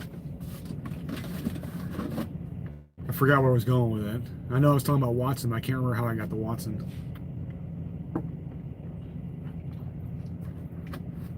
But they ruined that man's life.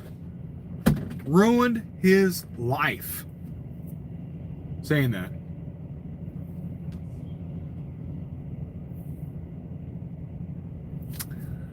Do I even know this guy? Who is this guy? Let's see. Well, he's got a decent amount of subs.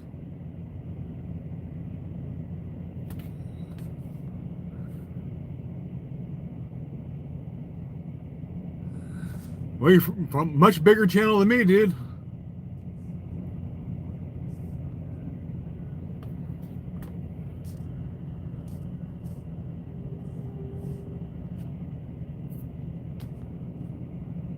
Christian nationalist at its best. Well, you fooled yourself, because I'm not a Christian nationalist, because I'm not a Christian. I am a nationalist. I'm a civic nationalist, but I'm not Christian. Though I did grow up in a Christian society. And if I had to pick a religion between the three Abrahamic variants, I would pick Christianity, because it's the most successful and the most tolerant, to be perfectly honest. Because Christianity did go through a Reformation. Now, do I believe a lot of the hocus pocus? No, I don't. But I am agnostic, so I can't say that there's nothing out there, because the universe is a very big place. I just don't think that this all-powerful deity just really gives a shit about whether you're a homosexual or not, or what you're doing in your politics, or any other mundane shit that a all-powerful, all-knowing, all-encompassing entity would actually give a shit about. Because the stuff that we're doing down here is so beneath that entity. Why would they be bothered worrying about a border dispute on one tiny bit of creation when they have a whole universe? When there's more galaxies that we can see, the visible galaxies, because that's where the light has it. We don't actually know how big the universe is, right? When we're out there looking with the Hubble telescope, or now the James Webb, this cross section of the universe is just what we can see, because that's just where the light has reached us. We don't actually know how much is out there. The light hasn't gotten to us yet, right? But there's more galaxies. We can see more galaxies than our grains of sand on a beach. Those are galaxies. Each galaxy has billions of stars and trillions of fucking planets. You think this one little blue marble that's currently being intersecting with the Andromeda galaxy? I don't know if you guys know that or not, but yeah, the Milky Way and the Andromeda galaxy are merging. We're colliding. We have been for some time, but anyhow, You think this all-powerful deity is worried about what's happening here? I mean, think about that. Are you aware of each red blood cell and white blood cell and each skin cell and hair cell and every other individual cells in your own body? Are you aware of it? Or is it just there and it's doing its function and then it goes away? Do you mourn every time you take a crap and you're flushing out red blood cells because you created more? No. So, I mean,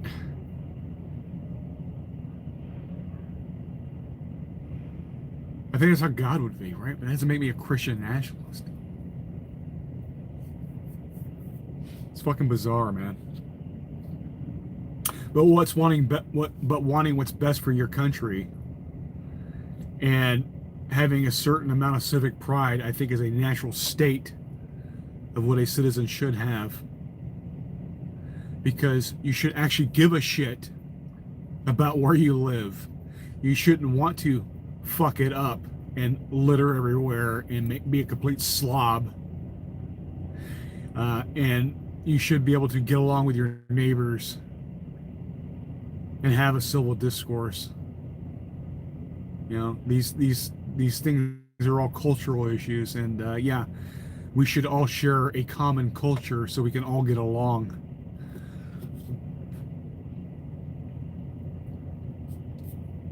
Because if we don't, we're going to be each other's throats, kind of like what we're doing right now. But if you're out there labeling people as Christian nationalists, that probably makes you a fucking globo retard. So you can be bitter that your ideology is proven to be a failure and is dying out and being rebuffed, and we're going back to the natural order of nationalism, because that's what's required for a country to be successful. Because we are not citizens of the planet. We are citizens of our countries and representatives of our nations. What's up, Feline?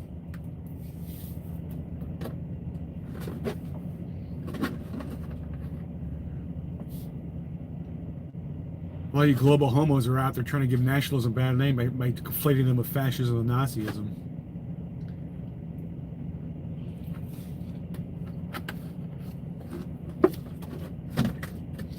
And there is an element of that, right? Mussolini didn't give a shit if you were a Jew or not. He just wanted to make sure you were Italian first. You know? It wasn't until Hitler put his spin on fascism that gave it a racial component. And in the end, he was massacring his own people because the Jews might have been, you know, Jews, but they were also German born, so they were Germans. So he was killing his own people. You know, he may have done a lot of good in the beginning by getting them out of the Weimar Republic and fixing their economy, but then he went cuckoo for Cocoa Puffs by the whole Jewish thing. So it's like, it's pretty fucked up.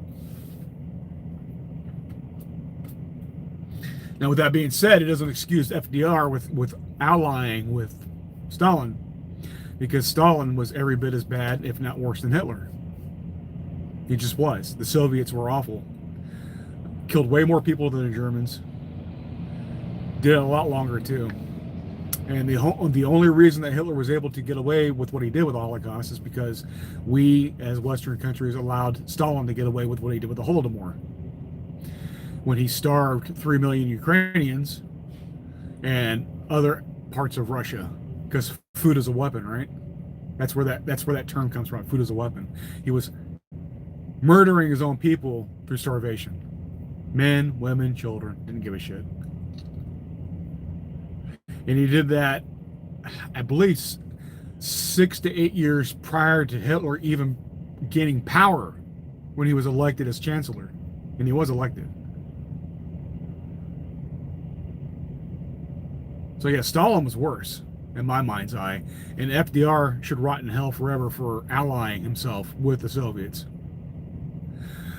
And Patton was correct, because he was going to take the vestiges of the German military and the American troops under his command, and he was going to march on Moscow after he became Viceroy of Germany.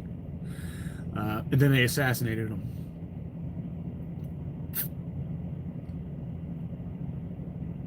But Patton was right.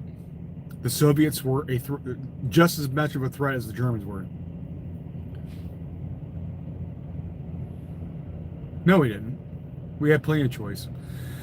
All we had to do, look, I'll tell you what happened. You want to know honestly why we got involved?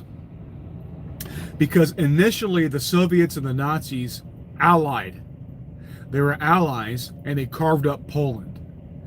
And those two powers getting together made France and Britain shit themselves. They shit themselves. What they weren't counting on is the animosity that they had towards each other, because it happens when you have two socialist states, because fascism, Nazism, and communism are all based on socialism. They are all, at least in the American viewpoint, all left-wing ideologies.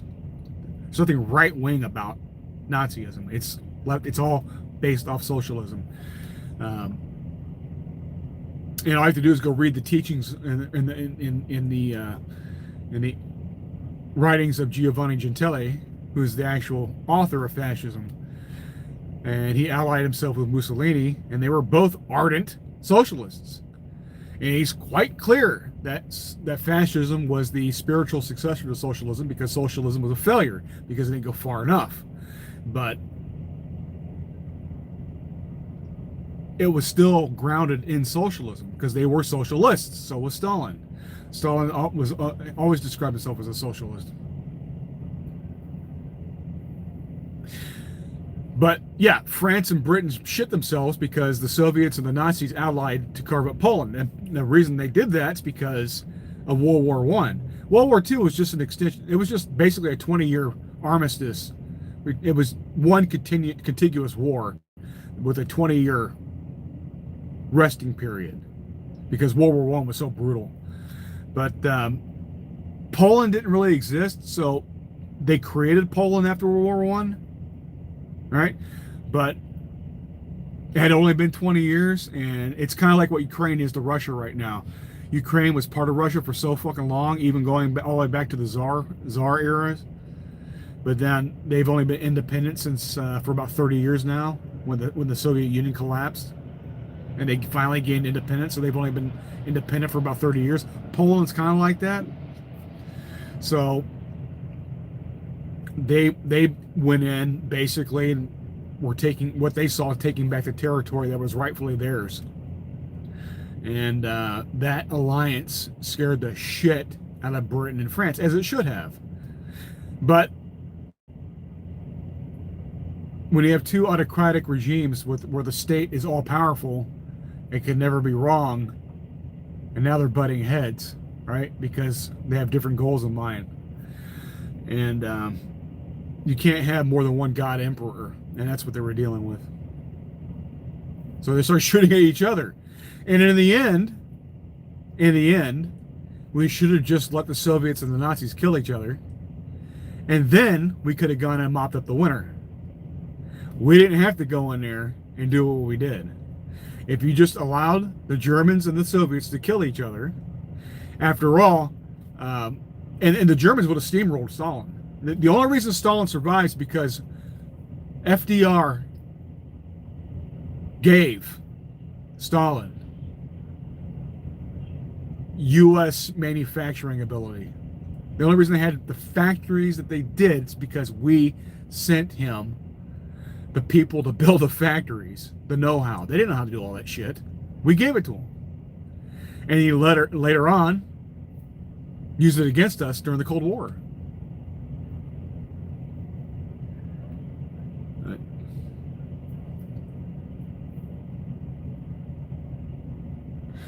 Well,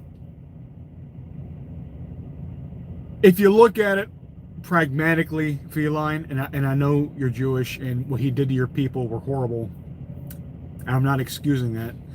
But the reason that Hitler even came into being is because of the Treaty of Versailles and what Britain and France did to the German people. They devastated their economy, and the Weimar Republic was so debauched. I mean, it was just it was a cesspool,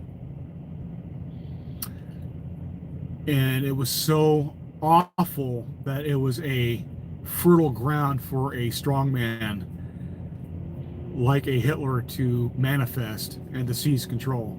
And again, the people wanted him. He was elected. He was elected. He was elected chancellor. He didn't become Führer until later on. But he did go in initially and do what he said he was going to do. He cleaned up the crime. He cleaned up the debauchery. He fixed the economy. It was quite remarkable what he did to the German economy. It just turned out he was also cuckoo for Cocoa Puffs against your people, which I mean, if it wasn't for that act, and let's be real, if it wasn't for him going after the Jews, he would be lauded as a hero, and a miracle worker for what he did for the German Republic. But because he went off the deep end and started committing genocide, that's when he was a real problem. So, but if Britain and France didn't do what they did to Germany at the end of World War I, they weren't such assholes. Because let's be real, Germany has been the dominant culture in Europe since the fall of Rome. Right? That's where the Holy Roman Empire came from, with Charlemagne and all that. They were all German. So the German culture has been ruling Europe. And ironically, if you get down to brass tacks, the EU is technically the Fourth Reich. The Germans, instead of using bullets and bombs, decided to use a economic treaty to tie European countries together, with basically Germany running the whole thing, because Germany is the economic engine of the EU. So when you're the economic engine, you're the actual ruler of whatever you're funding. So the EU is technically the Fourth Reich. So the Germans won anyway. They just did it with money. Because you're not going to keep a dominant culture from taking power. It's just not the way you're going to do it. You have your dominant culture and your subservient cultures. And the dominant culture is always going to overtake it. It's inevitable. And they did. They formed the EU.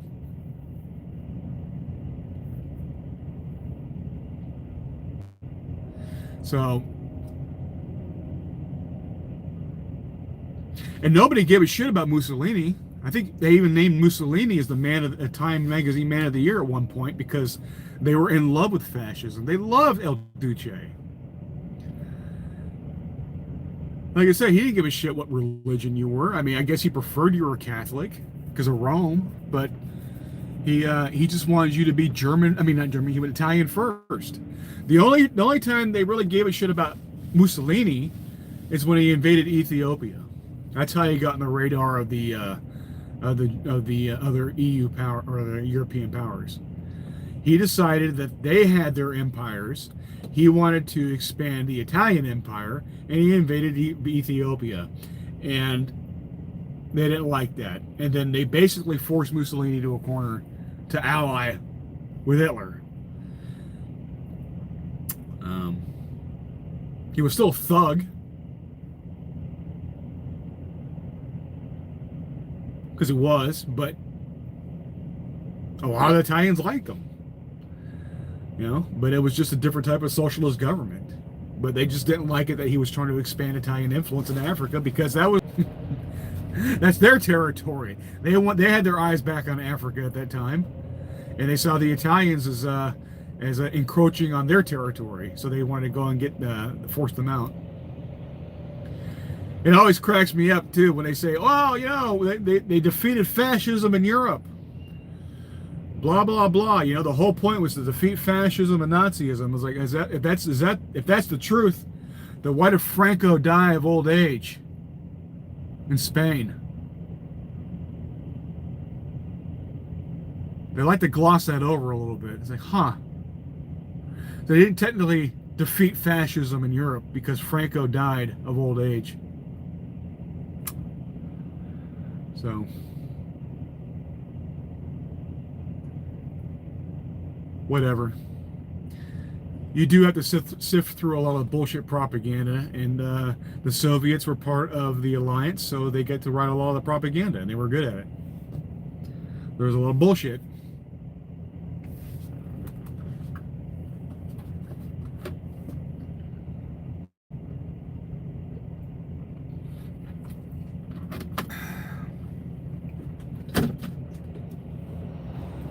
But whatever.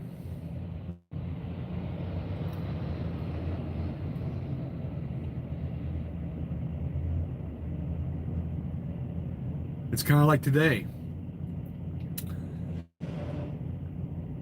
I know they're putting out propaganda right now for support for what we're doing in Iran. I didn't need a lot of arm twisting. Iran's been a problem for 50 years. A major fucking problem. And they needed to be dealt with. And when their own diplomat... And our policy with Iran, American policy, is that they were not to have nukes. Period. Last 50 years, when the Shah fell, the Iranian theocracy is not to have nukes. Period. Regardless of who the president is, that has been the doctrine for 5 decades. And when it's coming to a head after last year, when you had joint Israeli and American strikes on Iranian nuclear enrichment facilities, and their own diplomat, prior to this latest incursion, was threatening Israel and the United States with claiming that they had enough fissile material for 11 warheads. We took them at their word. So we went in there and are taking them out now. And yeah, they've been they're crazy. The Ayatollahs are fucking nuts. Shia Islam is a fucking death cult. You can see the much more moderate Sunnis. Those are the Arab countries. And Turkey, I believe, is Sunni. But the Shia is a fucking death cult, dude. And they are not to have nukes. And when they're claiming they got all this shit, and yeah, we just took them at their word. And there's a lot of people out there poo-pooing it right now, but it is what it is, man. As bad as you think it is now with fuel prices, all that, these motherfuckers got a nuke, and they were close. They had, like I said, they claimed they had enough for 11 warheads, man. And it turns out they had missiles with a much longer range capacity than we thought they had, because when they fired off that missile to Diego Garcia here recently, the distance to that island from Iran is about the distance between Iran and Paris. So now the Europeans are shitting themselves because they didn't think they could do it, and they can.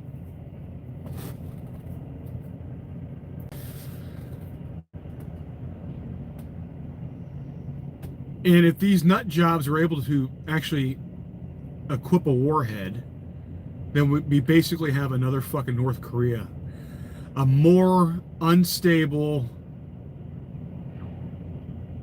crazy version of North Korea with weapons of mass destruction. And it's like, yeah, you have to take care of them. Sometimes doing the right thing is usually doing the hard thing.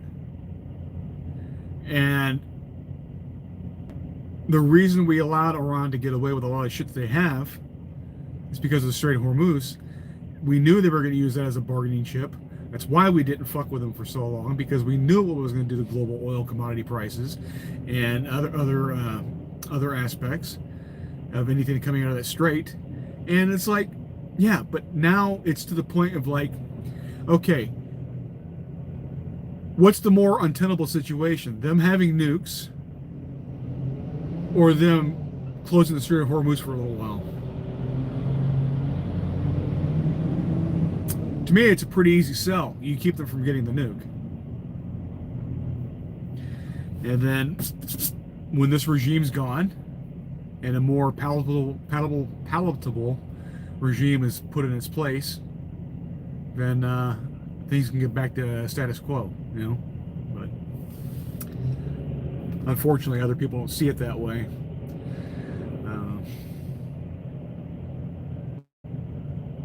And it's primarily because of the involvement of Israel.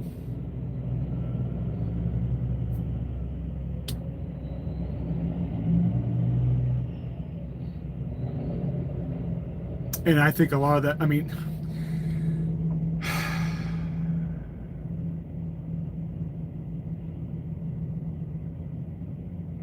think a lot of people are letting their hatred of Judaism, or Jews, I should say, cloud their judgment on a common enemy in religious zealots. And it's unfortunate because, you know, I've said this before, but I grew up, my dear friends, when I was growing up in childhood, I mean, they were children of Iranian refugees. They fled when the Shah was deposed. And they were wonderful people. But if they stayed, they were going to be murdered, right?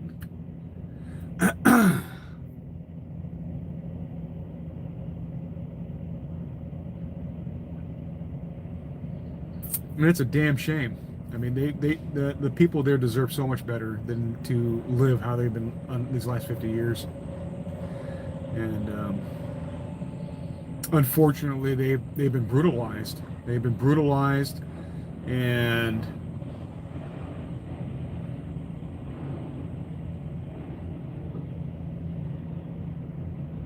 as we see, like in North Korea, it's very effective when you isolate the whole population. When you have when you oppress your society, it's very effective.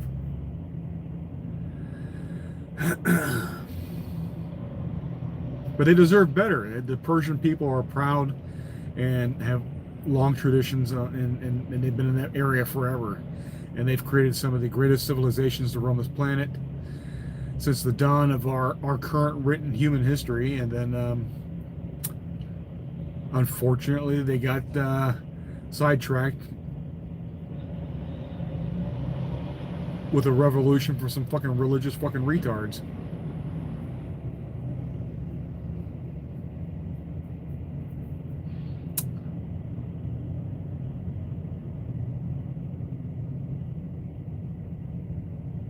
Anyway, anything else y'all wanted to talk about? Or I'm about to wrap it up. It's been 2 hours.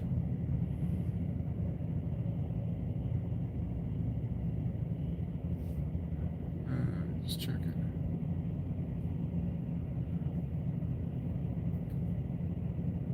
Yeah.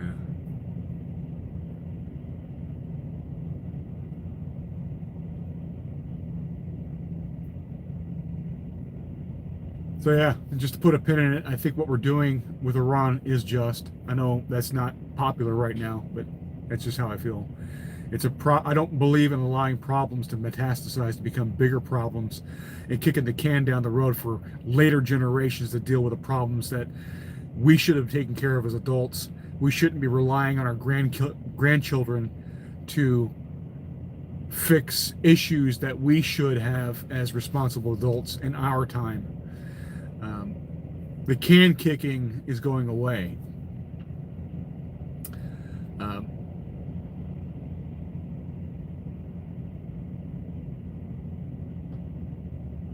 We're rectifying certain situations on the global stage right now.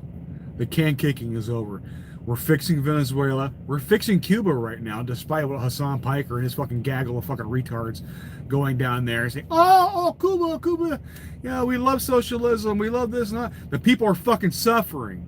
And then when you have actual Cuban exiles, you know, they're talking shit about the Cubans that made it to Miami. Oh, well, those are Miami Cubans. They're the fucking horrible Cubans. The good Cubans are the ones that stayed here that suffered on this fucking island.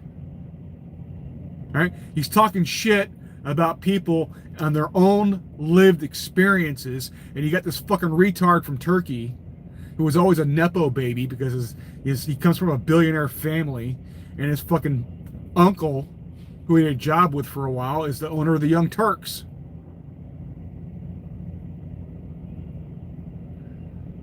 Which is ironic because the term comes from the Armenian genocide. That's where the nomenclature Young Turk comes from.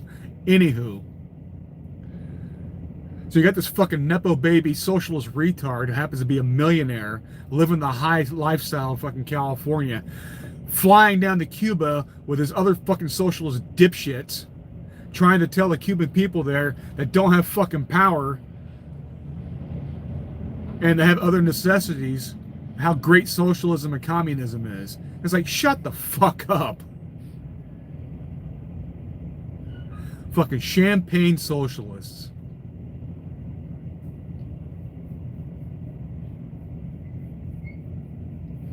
And mind you, a lot of people don't know this, but Cuba was American territory. We acquired Cuba at the same time we acquired Puerto Rico, Guam, Samoa, the Philippines, right? We granted the Philippines their independence. 100 years ago, we granted Cuba their independence, but we had a caveat on it, as long as they stayed within the American sphere of influence. Go look it up. I'm not making this shit up.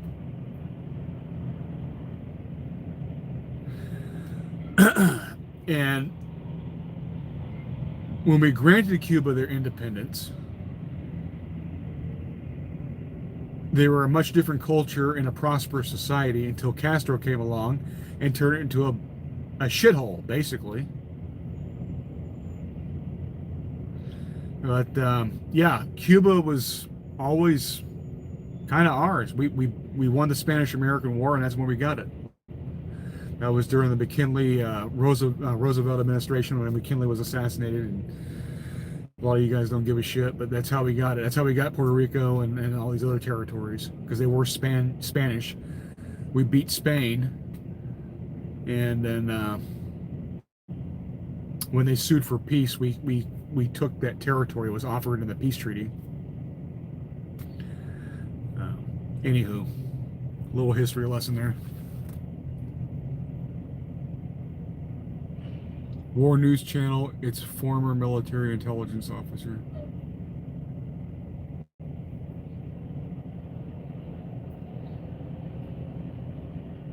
I guess I'm missing the context of what I was applying in it. There's Tyrannus. But anyway, yeah, the fucking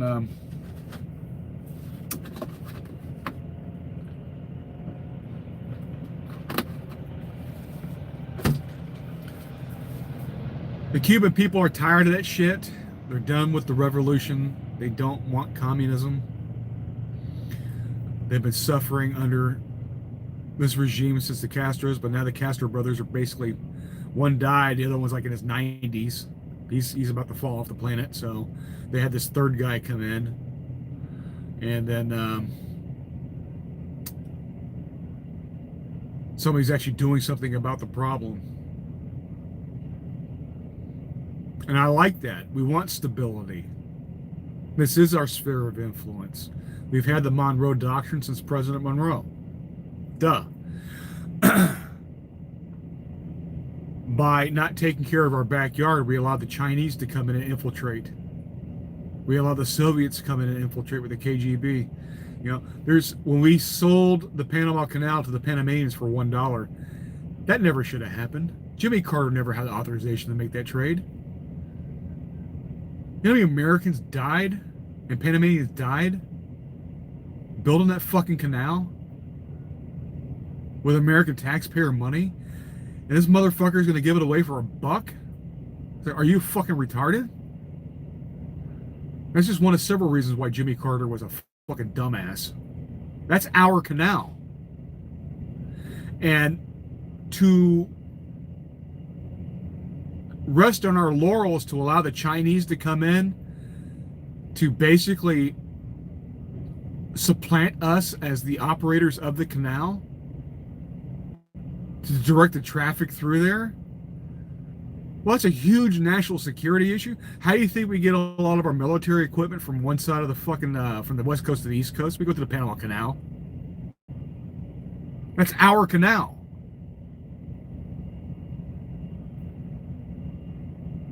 And our globo homo fucking politicians allowed the goddamn CCP to go in there and take control.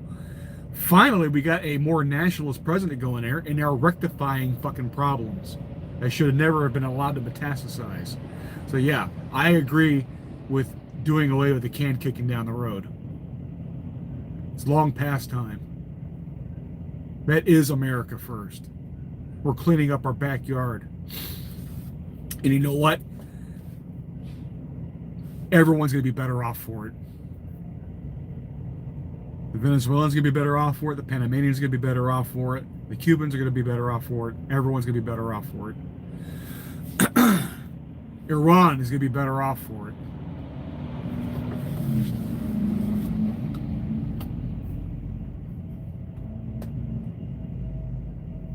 His news updates are worth following. Who? Oh, is that the name of the channel? The War News Channel? Okay. I hadn't heard of it, but yeah, I try to stay abreast as much as I can, man. I'm working, man, like a lot of you guys. So I wish I made the money and I had the time to sit on ass at the house to follow all the news and cut up the videos and have all the nice graphics and all the other bullshit to go along with it. But I just I gotta work. I can do so much as one man with a camera while, you know, working 14 hours a day. So it is what it is. But yes, the point is there is a lot of propaganda going on, but some of it I agree with. We're cleaning up our backyard. I mean, you should not want us supplanted as the world hegemon. You should not want to share power with China and Russia and Iran, as some of these fucking dipshits were trying to proclaim that. We need a new world order with China, Russia, Iran, and the United States. No. Fuck no. No. You don't want that world order. Because 3 out of 4 are highly authoritarian. And we're getting there. You don't want that. And quite frankly, why the fuck would we share power with the lesser powers? And they are still lesser powers. Why the fuck would we share power and give them a seat at the table when we're the shot callers? Do you see any other organization in the history of ever doing that shit voluntarily? No. If you have the fucking power, you call the shots, and anybody else trying to get their fucking seat at the table, you kick the chair out from underneath them so they can't. Because being supplanted as the top dog is never a good idea. It's stupid. The only reason this planet hasn't fucking blown itself up again is because of Pax Americana. We've kept the peace through our military. Fortunately, Europeans have gotten away with taking advantage of the American taxpayers. Right? That's why they have these huge social safety nets, because they don't have to spend the money on their military, because they know the Americans are fucking going to bail their ass out. And quite frankly, Europeans are too irresponsible to have a military anyway. After all, they're the ones that got us at 2 fucking world wars within a 20-year time span. Those are primarily European wars. They cannot be trusted with a fucking military. They just can't. But they also need to pay their fair share for security and not rely completely on the American taxpayer. They were supposed to be doing that through NATO. They hadn't been. And that's why people got pissy, because Trump went over there and just made the Europeans pay what they were supposed to be paying all along.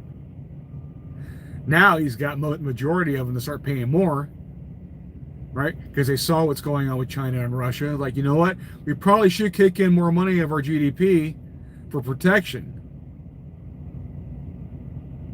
For Spain, right? Spain was like an objector for, I think they were going from like 3% to 5% or something like that. Spain didn't like that. Spain wasn't keeping up with the old numbers. Spain, who had to deal with the Cordova Caliphate, and were under Moorish rule for 800 fucking years. The whole reason their fucking citizens are brown, or a lot of them are, is because they were conquered by the goddamn Moorish Muslims from North Africa and forced bred into the society. They had to go through a fucking Reconquista and an Inquisition to get the goddamn Islamists out of there. And this new dipshit president they got just fucking granted citizenship to 500,000 Pakistanis. Hello? Are you fucking stupid? Have you learned nothing from the past? Evidently not. It's going over like a lead balloon with the citizens over there. They're not too thrilled with that guy.